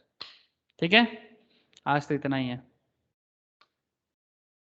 ओके विक्रांत, रूपम, प्रगति, इंकी, अरिजीत, तनिमेश, बोलो सर क्लियर हुआ कि नहीं हुआ? हाँ बेसिक सर बात सुनिए ना, हाँ बोलो सर मान बोलो। के चलिए कंपनी 100 रुपये का बाईबैक लाया, ठीक है, हाँ तो उसमें से मान के चलिए सब तो कंपनी अच्छा होगा या वैसा बात नहीं है, मान के हाँ चलिए 90 रुपीज का एक्सेप्ट हुआ, 10 रुपीज का एक्सेप्ट नहीं हुआ, ऐसा भी हो सकता है ना? 90 रुपीज का एक्सेप्ट हुआ, 10 रुपीज का एक्सेप्ट नहीं हाँ, हुआ, मतलब थोड़ा सा और क्लैरिटी करो, मैं मान के समझा नहीं। चलिए कोई कंपनी है वो 100 रुपये का बाईबैक लाया, ठीक, हाँ तो उसमें आपको कस्टमर से 90 रुपीज का एक्सेप्टेंस मिल गया और हाँ 10 रुपये का नहीं मिला, हाँ तो पब्लिक से ऐसा भी हो सकता है ना? हाँ हाँ हो सकता है, लिमिट रहता है तो ना, उसमें क्या, हाँ क्या बोला आप? लिमिट रहता है। जैसे हम लोग इस केस में देख रहे थे ना कि मैक्सिमम 1700, ठीक है, उसके अंदर करेगा, लेकिन मार्केट प्राइस से ज्यादा दाम में आपको मिलेगा। हाँ वहाँ पे तो आपको 9,200 करोड़ का तो बाईबैक था, हाँ हम वो तो बोल रहे हैं कि टोटल, उसमें, हाँ वो हाँ टोटल, तो मान के चलिए 9,000 करोड़ का बाईबैक हुआ, हाँ 200 करोड़ का बाईबैक नहीं हुआ। हाँ समझ गया मैं, 9000 करोड़ का हुआ, 200 करोड़ का नहीं हुआ, तो वो कंपनी हाँ, एडजस्ट कर सकता है, उसको कंपनी एडजस्ट कर अच्छा सकती है, उसका टारगेट है कि 9200 है, ठीक है, अच्छा कंट्रोलिंग अच्छा, के लिए। नॉर्मली देखो बाईबैक ठीक है, वही करेगा, एक चीज सुनो, एक चीज सुनो, बाईबैक वही कंपनी करेगा जो बहुत कॉन्फिडेंट होता है। मैं आपको बता के रखूं, पहला बात, अपने शेयर प्राइस से ज्यादा दाम पे शेयर को किसी और को देना कोई बड़ी मतलब छोटी मोटी बात नहीं है ना। पर शेयर में किसी को 400-500 रुपीज मतलब वापस करना नॉर्मल बात नहीं है। और बाईबैक तभी आपका मार्केट में सक्सेसफुल होगा। आप देखना मार्केट ट्रैक करके, आप हमेशा देखिएगा कि जो थोड़ा सा लार्ज कैप कंपनीज है, ब्लू चिप कंपनीज है, वही लोग नॉर्मली करता है। आपको नॉर्मली मतलब बहुत कम दिखेगा, ऐसा मिलना मुश्किल है मार्केट ट्रैक करके आपको। तो अगर आपको मिले तो आप मुझे बताइएगा। नॉर्मली कॉन्फिडेंस बहुत होना चाहिए, नहीं तो आप बाईबैक कर ही नहीं सकते, क्योंकि आपको पहला बात कॉन्फिडेंस बहुत चाहिए, दूसरा बात आपको अपने रिस्ट्रक्चरिंग करना है, तीसरा बात प्रोमोटर अपना होल्डिंग को और स्ट्रॉन्ग करना चाहता है, ठीक है। तो आप जैसे सोच रहे हो ना कि होगा कि नहीं होगा, हो जाएगा जो बाईबैक करेगा वो उसका पूरा ही हो जाएगा, मतलब ये तो एकदम श्योर शॉट ही हो जाता है। बट हाँ कुछ टेक्निकल प्रॉब्लम भी हो सकता है, तो लेकिन वो कंपनी एडजस्ट कर सकता है, ठीक है। অনিমেষ বোঝা গেছে? हेलो, हाँ बोलो, বোঝা গেল? हाँ बोल रहे, हाँ सर समझ में आ गया, और बोल रहे हैं कि डिपॉजिटरी रिसिप्ट का मतलब क्या होता है? डिपॉजिटरी रिसिप्ट देखो, बेसिकली जीडीआर जो होता है ना, एडीआर एंड जीडीआर, ठीक है, इसके बारे में मुझे थोड़ा डिटेल्स में ही आपको बताना होगा। एडीआर जीडीआर बेसिकली ये जैसे कि American depository receipt, global depository receipt, basically foreign exchange के साथ कनेक्ट करके इंडियन मार्केट में इन्वेस्टमेंट का एक कॉन्सेप्ट, ग्लोबल फॉरेन एक्सचेंज के साथ इंडियन स्टॉक मार्केट के साथ कनेक्टेड करके इन्वेस्टमेंट होता है। मैं इसका एक डिटेल्स में बताऊंगा, डोंट वरी, ठीक है, कि ये एक तरह का इन्वेस्टमेंट है जो बेसिकली फॉरेन मार्केट के हाँ, साथ कनेक्टेड है, जो मुझे बताना पड़ेगा तो उसके लिए। इन्वेस्टमेंट कहाँ से आता है, फॉरेन मार्केट से? एग्जैक्टली ठीक है, मैं बताऊंगा नेक्स्ट क्लास में, यही सब चर्चा होगा, मॉनेटरी पॉलिसीज हाँ वगैरह में चर्चा करेंगे, तो उसके अंदर मैं हाँ, एडीआर जीडीआर को भी चर्चा में लूंगा, ठीक है। ठीक है सर। डोंट वरी, यही तो खूबिया है बेसिक क्लास का। बेसिक क्लास में यही मेन बात है कि बेसिक एरिया स्ट्रांग हो जाना चाहिए, ठीक है सर। ठीक है सर। ओके सर, सर चलो। कंपनी स्प्लिट करता है, हाँ बोलो। कंपनी स्प्लिट करता है तो वो जो लाइन चार्ट होता है तो उसमें दिखाता है या नहीं, मतलब वो तो प्राइस तो कम हो जाता है ना सर? हाँ दिख जाएगा, नहीं लाइन चार्ट में नहीं दिखेगा वही तो हम भी समझ नहीं पा रहे। नहीं दिखेगा आपको, उसी के हिसाब से पूरा का पूरा 5 साल का ट्रैक चेंज हो जाएगा। अगर दिख जाएगा तो फिर पब्लिक भड़क जाएगा सर वही तो कंफ्यूज जाएगा, वो तो पूरा मतलब एक स्केल डाउन हाफ। वो नहीं दिखेगा सर स्प्लिट होगा तो लाइन चार्ट में आपको कुछ नहीं दिखेगा, वो ऐसे ही मतलब बस वो अपना क्योंकि हम तो पूरा का पूरा मतलब जितना भी मतलब कंपनी देखे उसमें तो मतलब था नहीं, नहीं वैसे दिखेगा मतलब सर, होता था। नहीं हाँ दिखेगा, बस कभी वही नहीं पूछ रहा था। दिखेगा, नहीं दिखेगा। तब रिटेल पार्टिसिपेंट तो तब समझ जाएगा। हाँ, कंपनी भी चाहते हैं ना ऐसे उल्टा सीधा लोग भी आए मार्केट में, जिसको इतना समझ नहीं है, वो मार्केट को चलाता है ना वो मार्केट को चलाता है, कंपनी ऐसा मूवमेंट कभी बंद नहीं करना चाहेगा। ठीक है सर, ये कुछ नहीं। ठीक है चलो, ओके सर, तो टाटा। सर, हेलो सर, हाँ बोलो सर। हम बोल रहे सर क्रिप्टो का क्या मतलब सही है? नहीं, सही नहीं है।